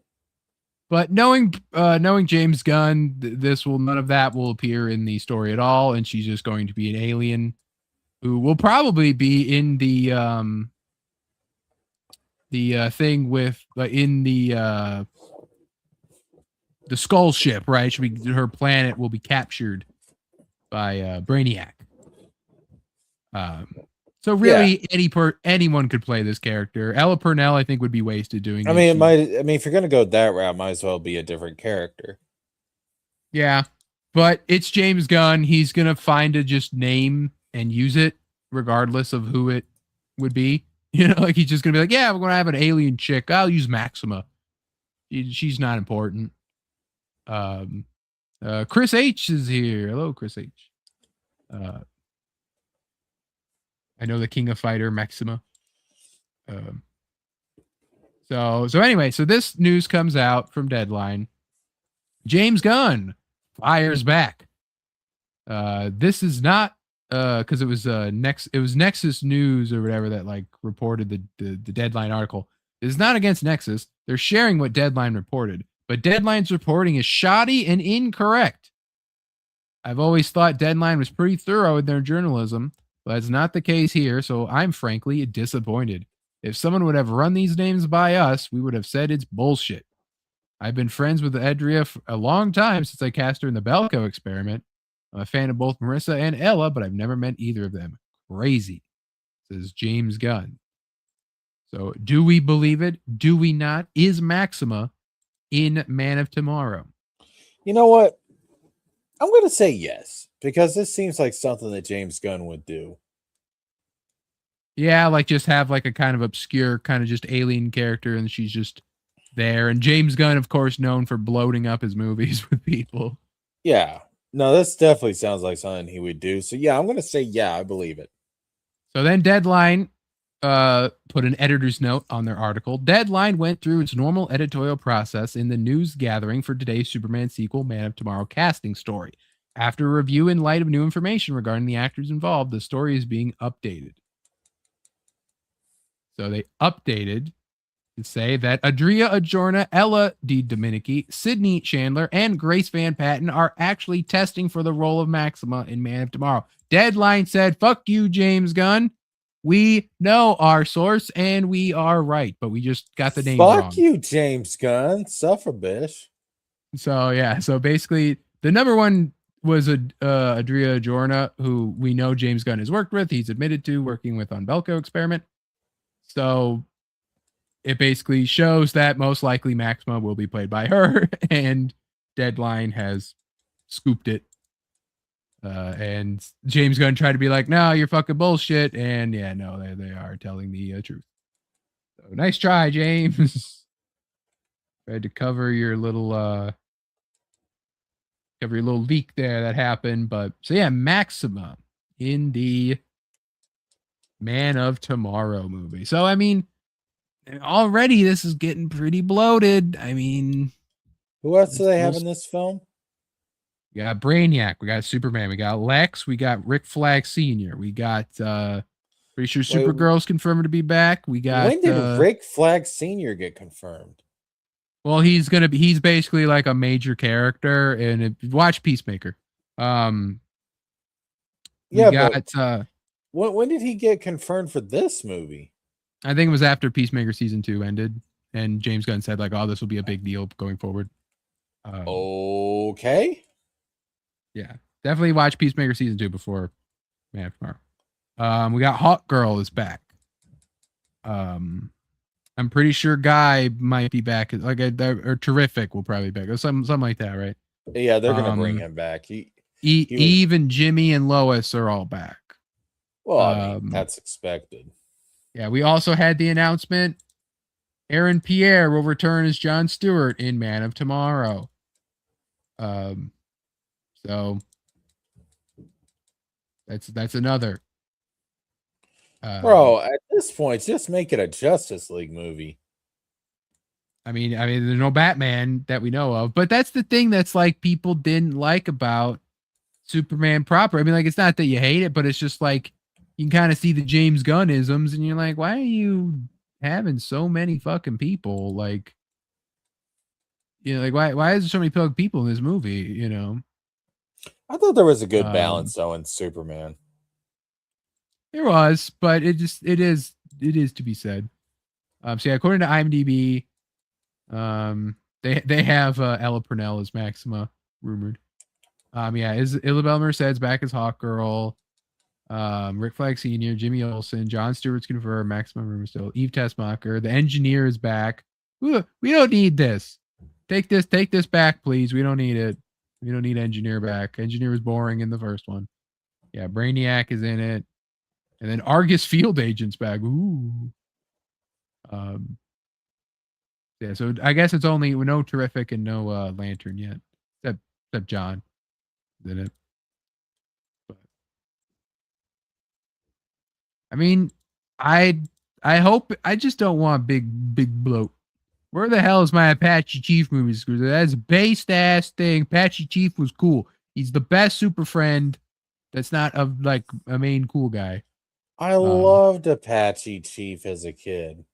Apache Chief, because he was like, he could grow big, and then it was like, that's cool, and he had a cool look to him, you know. If anyone's gonna put Apache Chief in something, it'd be James Gunn. Oh hell yeah! People James thought Gunn there was.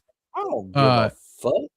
In the trailer for Peacemaker season 2, it shows who we now know as like Michael Rooker's character sitting behind a fire, and he looks like a native guy, but we find out it's like that's part of the joke they make fun of him for, is like culture appropriation or whatever. People thought it was Apache Chief. I thought it was Apache Chief. I'm like, oh fuck Apache Chief. I sort of do want to see Apache Chief in a movie. It'd be awesome. He'd be like in neck chuck, and he'd, you know, and fucking he'd spill coffee on his lap, but he wouldn't be able to grow large anymore. Hands up if you get that reference. Yeah, that's a classic. Classic. That's a fucking classic, bro. You know, and then I mean they did use the Super Friends version, like the references to them in Justice League Unlimited, which that was cool to do too. And so you got playing that. He also was in Young Justice in the newest season. They made they did the same thing, and they used Long Shadow back as for Apache Chief. Noxie knows the reference. Apache Chief, like I said, like Black Vulcan's all right, but Black Lightning is just a better Black Vulcan. Samurai, no one gives a shit about, you know. And we could be like fucking El Dorado. No one gives a fuck about El Dorado. It was Apache Chief. Apache Chief was cool enough to be in the intro every damn time. You know, he's like grows. You see him grow big, and he fucking lumbers and he holds like Giganta's arms, or like fucking Apache Chief. Fucking get Giganta in something too. The fact that if they look, man, when James Gunn does Wonder Woman, I could see them doing Giganta. Like, we need Giganta in something. Like, we got Cheetah. Cheetah sucked, but yeah, like Giganta was awful. Cool. That whole movie was awful. I like Pain is that movie. But I mean, yeah, if James Gunn does a Wonder Woman movie, I could easily see Giganta being the villain. Or, well, if you're gonna do it, it would be with Crime Inc. Is the good way to do it. They are Villainy Inc. They're like basically Wonder Woman's Legion of Doom with all her like female like villains. So you got Giganta, Cheetah, Dr. Cyber, Dr. Poison, Veronica Cale, Hypnota. You get like a bunch of like, you can do a bunch and then have her have to like take on because a lot of her villains one-on-one wipe the floor with them, right? It's fucking Wonder Woman. But, team up, you can kind of get a little like, oh, she's spread too thin, right? Kind of like a Flash Rogue situation. I could see that. So if you're going to bloat the cast, Gun, bloat it with villains at least for your overpowered guys. That's a smart way to do it. Like Flash and Superman and Wonder Woman, Batman can have a bloated cast, but it has to be Bat people. It can't be like, oh yeah, we're going to have Batman. We're going to have like fucking Black Canary. Like, it's okay, but it's like that. Black Canary's your cutoff. Birds of Prey's your cutoff. Don't go like, all right, we're going to have Batman movie. And so we're going to have fucking Apache Chief, or we're going to have fucking Black Lightning, or we're going to have, anything like that. Like, no, you can do Birds of Prey. That's your cutoff. And that's it. And a related Bat family people, but don't try to like, be like, yeah, we got a backdoor in, insert Martian Man. Well, actually, Martian Manhunter and Batman kind of works, but only because of the Batman 2004 cartoon. But that doesn't mean you get to do it, though. You got any more demands there, Chief? I'm just saying that it's like, that's just how you got to, because I don't want people pushing back against the James Gunn bloat.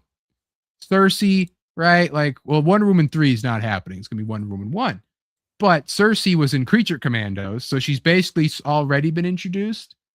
And I know people take issue with her characterization in Creature Commandos, but also like, I don't think Cersei has that many fans anyway, let's be honest. But so Cersei's good.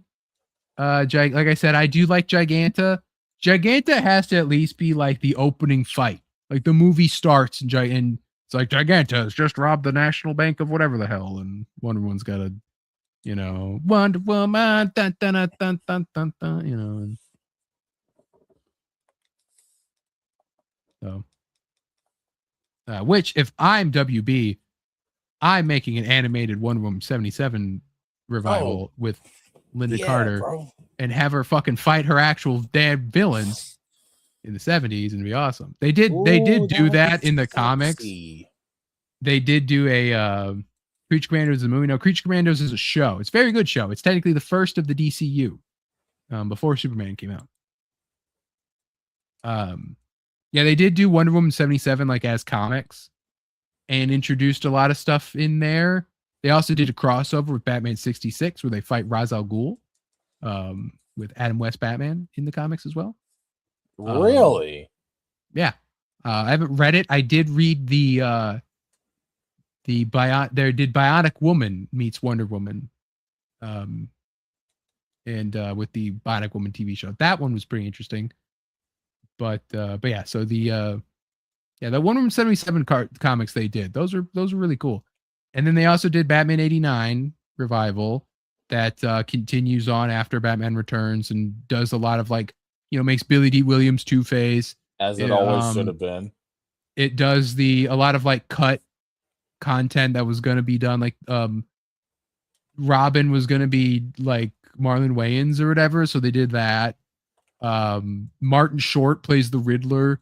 Yeah, Martin Short be the Riddler, and that's like so good. Like, you know, and stuff like that. And so I do have to read those as well. But I like when they do, like, go back to that old shit and expand the universe. It can be in a comic if you want, because it's easier to do. It's cheaper, right? But you know, it's like, yeah, like, have fun with it. Do period pieces. Have fun with like what could have been. You know, if Tim Burton had his way after Returns, we made a Riddler, made a new Two-Face. It's Martin Short. It's Billy D. Williams. You're like, what can we do with this? You know, and so that's pretty cool. So, tell you what's not cool, Jesker, and that's AI in video games, and not NPCs, but AI upscaling our graphics, as Nvidia has shown their new DLSS5 AI-powered breakthrough in visual fidelity. Now, I'm sure you've seen the RTX on, RTX off meme format, you know? Uh-huh.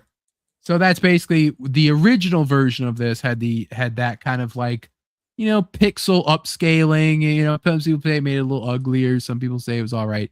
This is new. This is them using AI to actually enhance the visuals of games. Might look good on the surface, but let's see what's under the hood here. So this is Resident Evil Requiem, right? As little kind of more zoomed in than you probably really meant to be. You're not really meant to look at it in this way, but you know, suppose you could.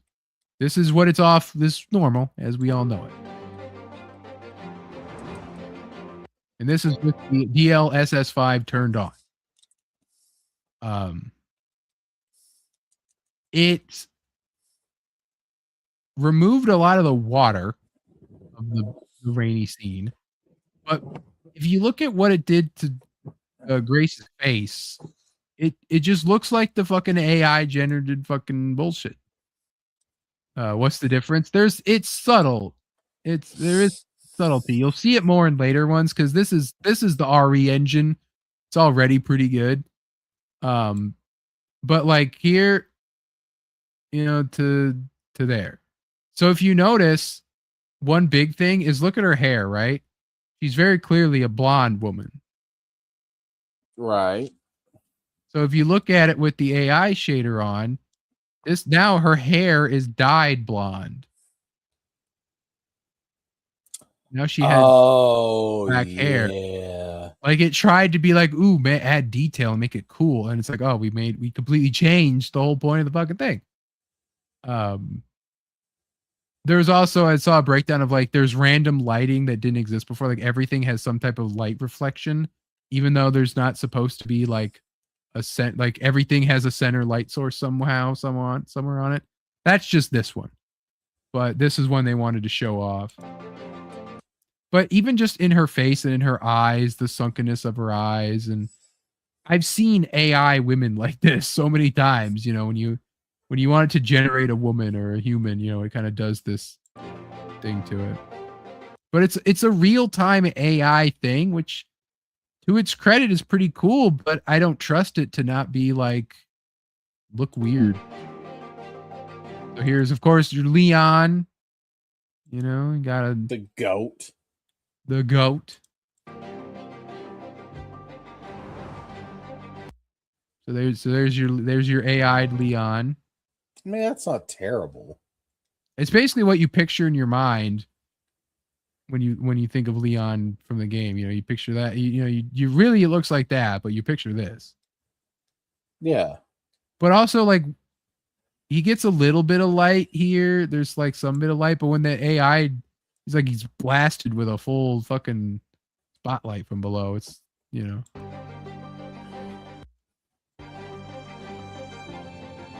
So Hogwarts Legacy. This is a PS4 game. I mean, it came on for PS5, but it's like it was meant to run on the PS4. It already didn't have amazing graphics as is, but let's see what it does.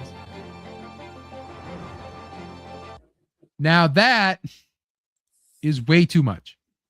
Yeah, that's overdoing it a bit. Yeah, this is the classic AI fucking wrinkles. And it's like, yeah, she's not meant to look like she's this fucking ancient.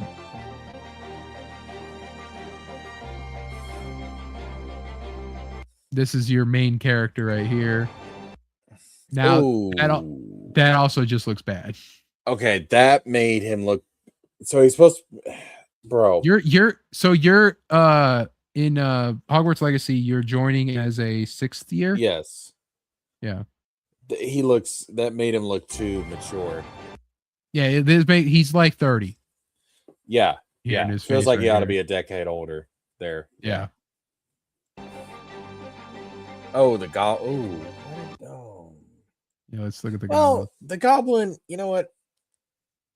Goblin's not terrible. This is just like texture. Like this is just obviously like very washed out and very muted because of the way the way that this game is done by these people.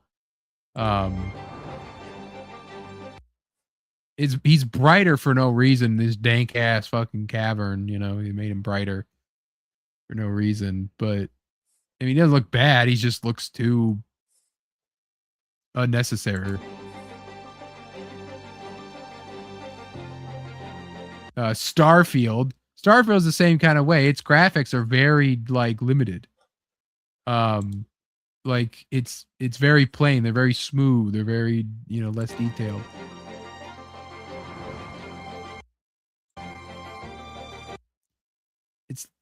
It doesn't look bad, but it's the way that the lips move, because Bethesda's lips already suck. Yeah, but well, I mean, Bethesda's everything is already janky. Yeah. It completely changes her face entirely. Changes her skin tone. It makes her whiter. Can I be real though? In this case, I think the AI does look better than like. Yeah, it's not as big of a change with this one, perhaps, but I think it's an improvement. I don't necessarily know if I'd play the whole game with this on though. Because it also made everything, it just makes everything so shiny with unnecessary, like, where's this? It looks like this is like there's like high quality, like white fluorescent lights right above, and everything's going to have that kind of like hospital lighting.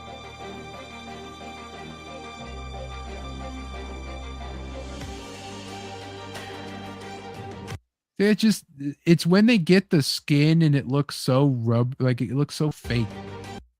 And then like it looks more clear, but it's also more uncanny, you know, if that makes sense. Like I don't need it to look hyper realistic. It's a video game, you know, like I want it to look hyper realistic because it just does, because the technology is that good for the people made the game. It's like this is FIFA or whatever. Yes, but like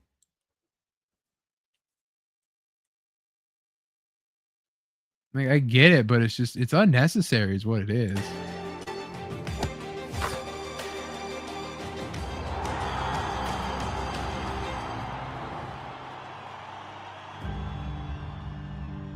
I mean, that kind of looked a little better than the original. That's mainly, I mean, this is an EA Sports thing. This is really what the game should just look like now anyway. Like it's because sports games are always made to look ugly, and I don't understand why.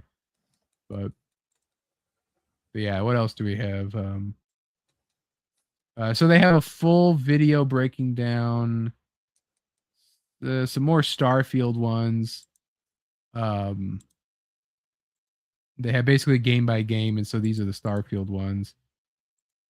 You know, so more of like the Starfield ones aren't bad because Bethesda's stuff needs the polishing, but Bethesda stuff is already trash, and the AI does improve. See, like, I feel like the AI, like, this would be fine if you're being selective about it.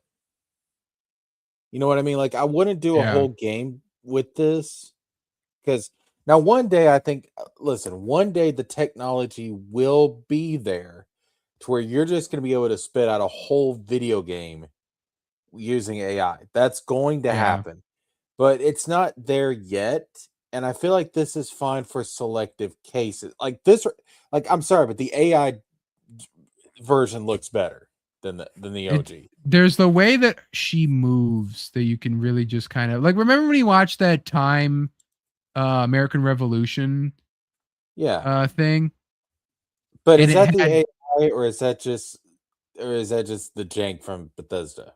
no, because like this, it's just the way that because it's overlaying over it, right? It's giving the illusion that this is upscaled, right? But it's actually just overlay. So Yeah. it's just the way that she moves, the way that the mouth and the, like versus when you watch her normally, like you this is a video game talking, right? Like you don't need to be hit with the uncanny valley, but then this is just so odd. Like I said, it reminds me of I still think that trailer. the AI looks better than the original.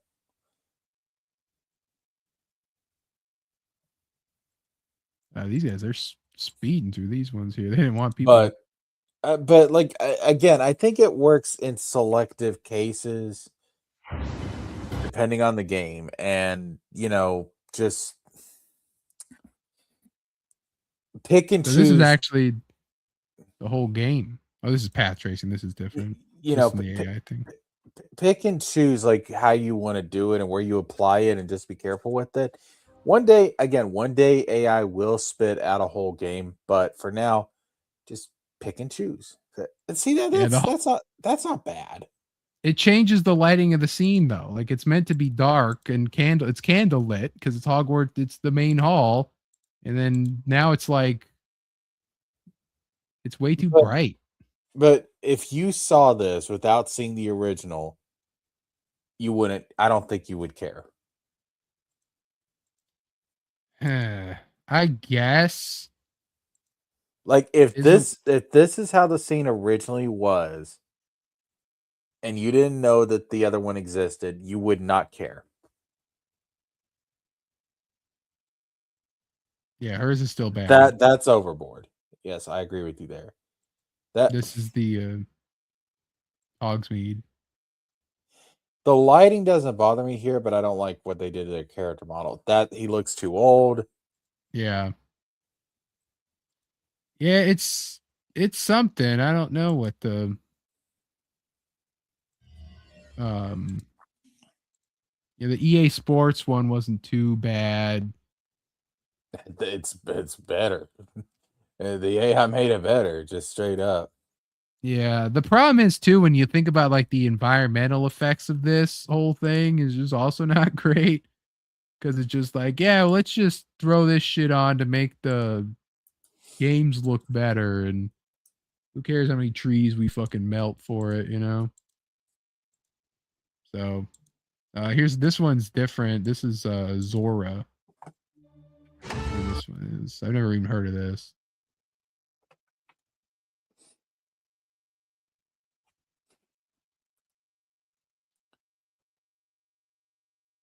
It still just looks too fake. Like not even video game fake. Like this is different because you're not showing people, so the brain doesn't like hit the uncanny I valley. don't know, Wizard. Some of it I agree with you, but some of it I think you just being.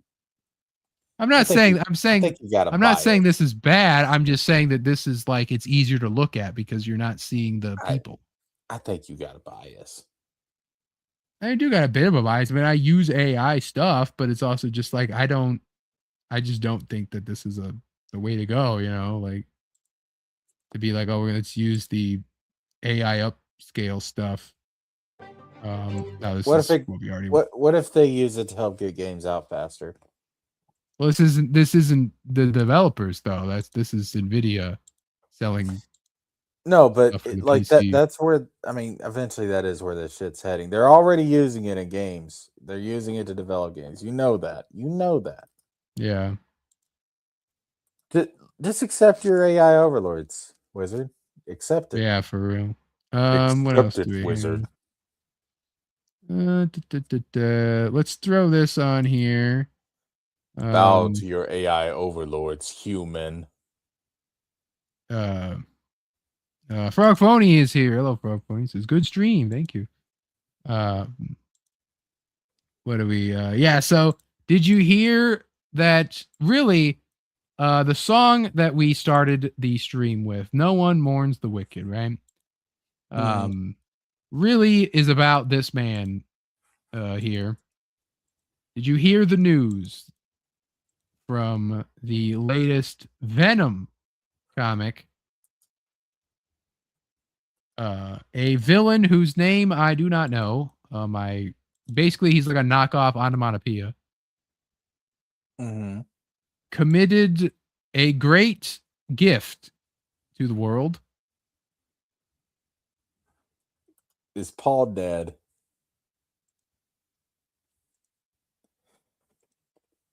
Yeah. Yeah. Oh, it's glorious. There you go. It's glorious, baby. Yeah. All is dead. He has been killed off in the newest Venom story. Yeah. May Mephisto keep him eternally in the inferno. He will stay dead for probably 5 to 10 years when he comes back as a secret villain or something, and then it's like he's revealed at the end of the Spider-Man issue as the whatever villain Spider-Man's been dealing with. That's like so terrible. Man. Mephisto shows up and Peter's like, "Nah, I'm not doing another deal with you, Mephisto. We ain't going over this again." And Mephisto's like, No. You don't have to do a deal with me on this one, Spidey. Look, I'm doing this one for the pleasure. I'm taking Paul straight to hell. This one I do for free. Yeah, this is my pleasure. Trust me, Peter. You don't owe me a damn thing on this one. So yeah. Let's throw this one on there too. Because this one's a bit of a funny one. Remember me, Spidey.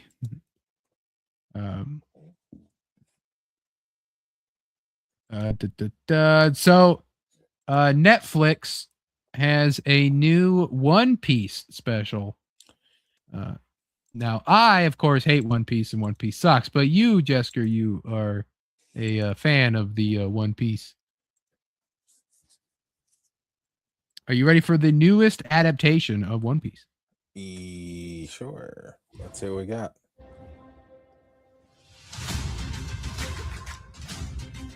Wait, what?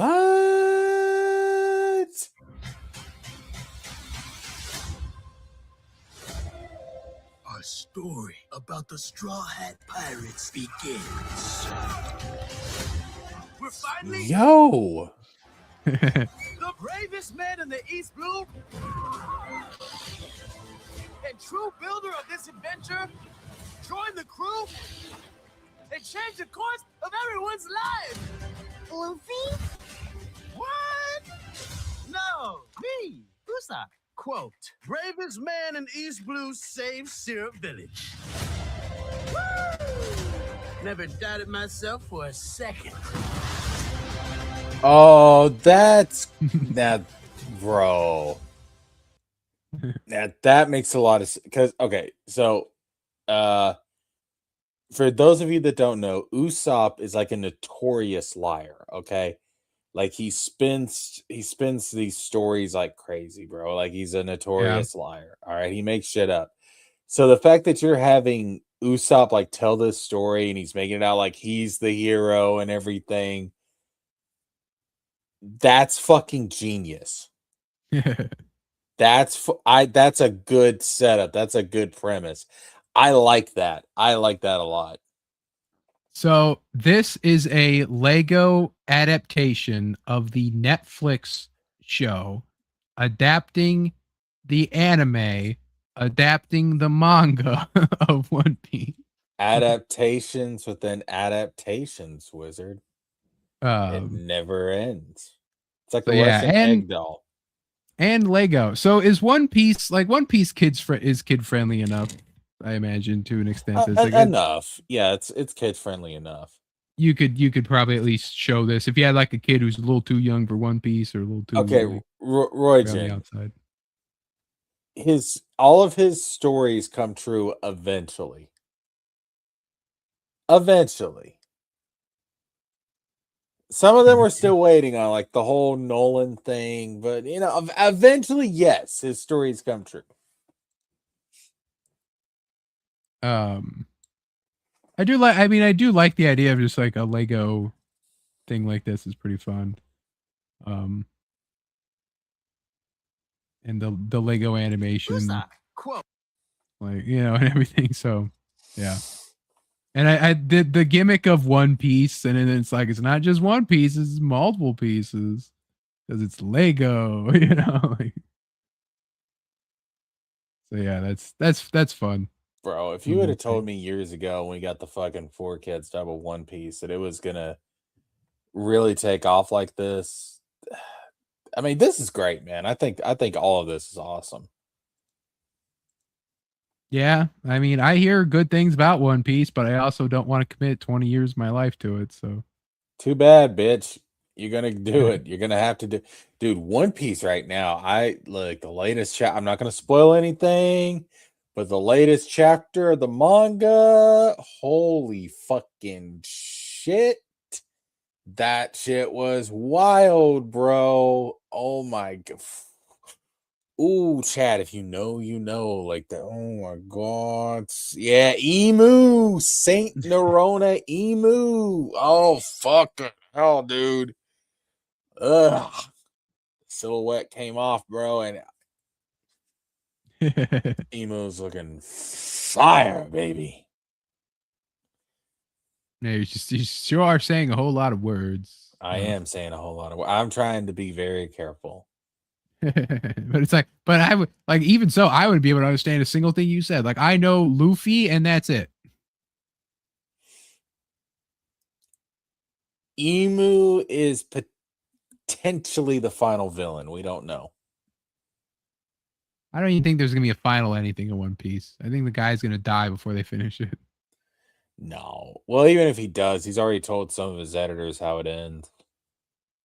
But we're we're real. It's gonna end sooner rather than later.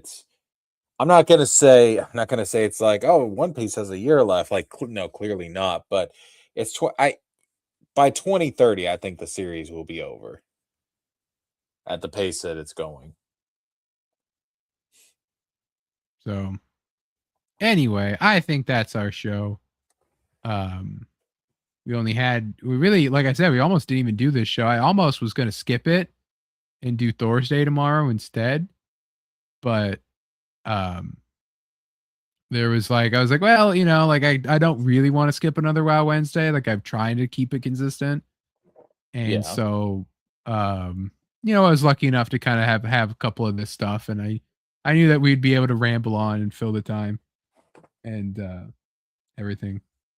But yeah, next week we really only have like a little bit so far of like minor movie news. Like there's some Legend of Zelda, there's Lord of the Rings. Real quick, we were talking about Mario earlier.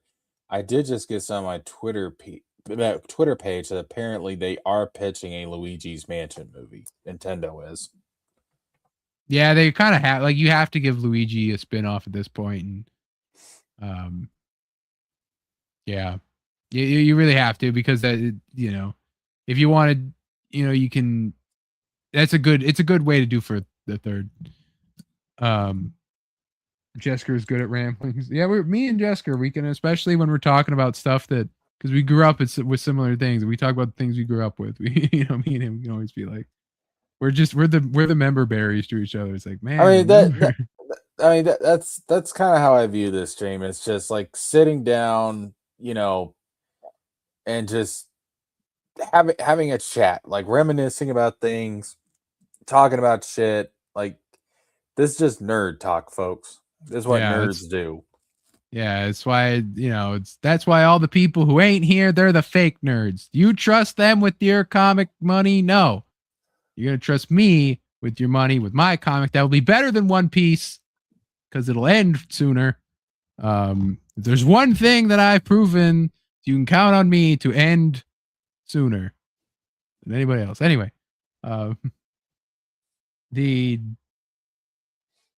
yeah, I mean, like the nerd talk stuff is like I said, like it's why it's just so fun for me to just be like, yeah, like once a week. I don't need to do much else. Just once a week, I'll just sit here and talk about whatever.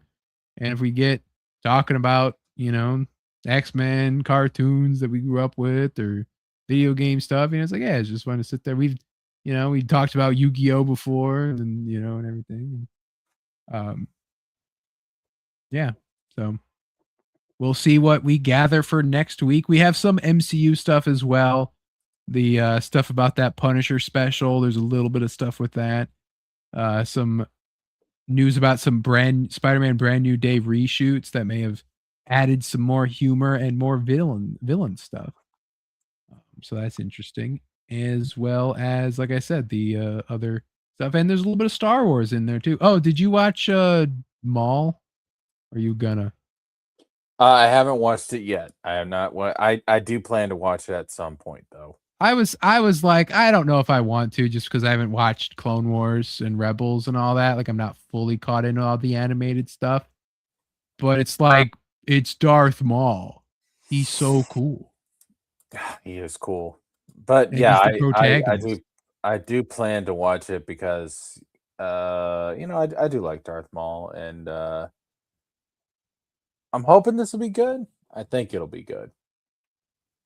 I saw some people talking about there was a lot of like random stuff I was seeing that I think there's a character that's based off of Star Killer, but not Star Killer.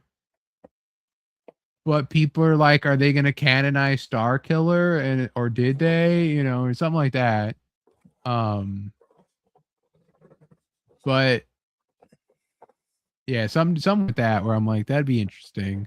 I really want them to do something with Star Killer. I do too, but I feel like if they were, they would have done so already. Because I kind of wonder like where they would put him at now, because he wasn't in Rebels, and they didn't do something where like he's a secret apprentice of Vader that Ahsoka met later. Like they could have done something with him in Ahsoka.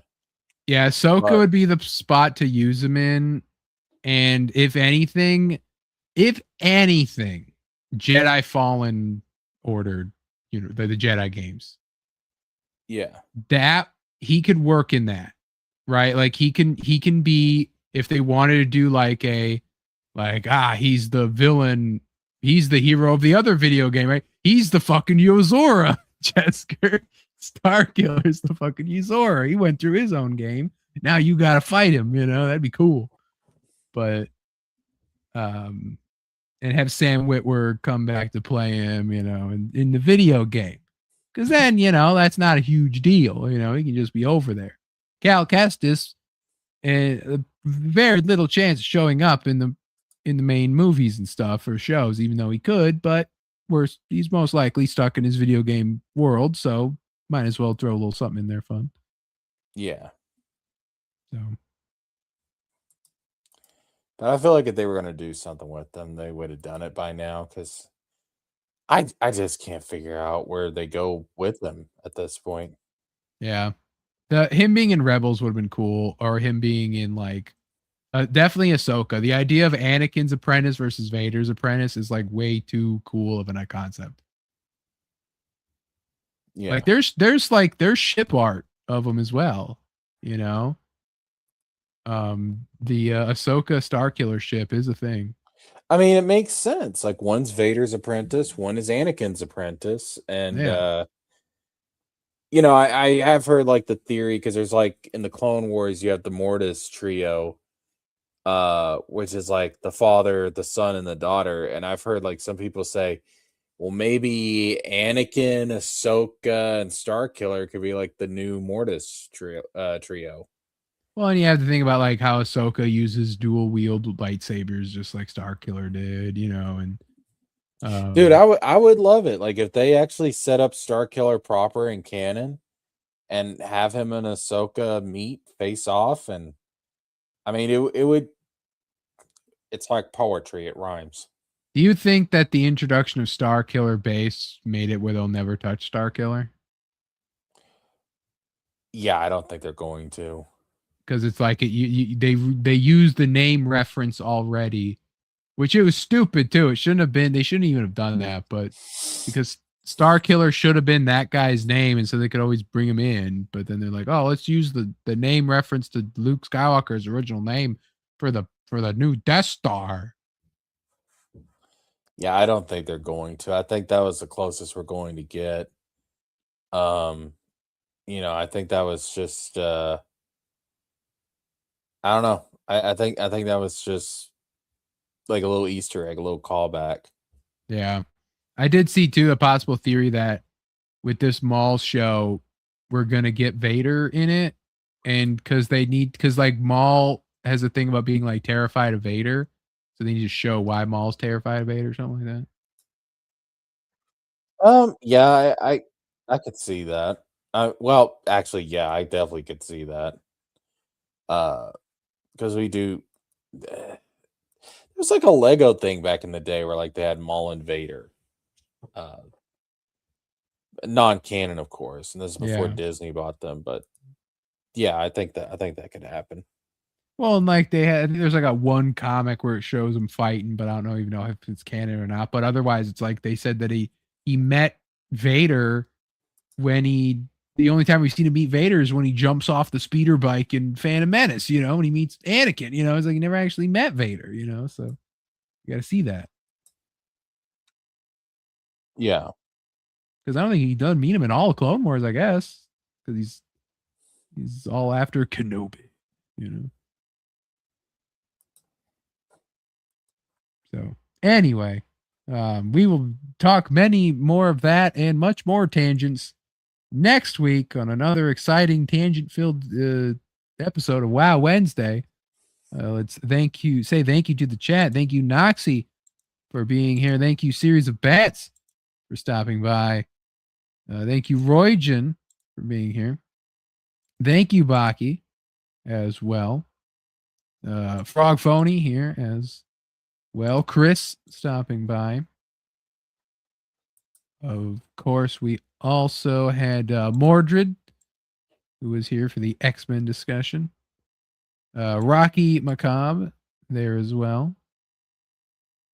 And of course, Summer Swan, who popped in. And at the very top, we also had Mr. Yanafui, Zombie Boy. And at the very top, with his only comment of the night, we had Beefy Bites. So, and of course, Jesker, thank you for being here once again. As always. We'll be back again next week. We will not be missing an episode, and we will have the very fun 69th episode, the funny numbered episode of Wow Wednesday. So we will see what fun shenanigans will happen with episode 69. But until then, thank you, everybody. I'll see you all next week.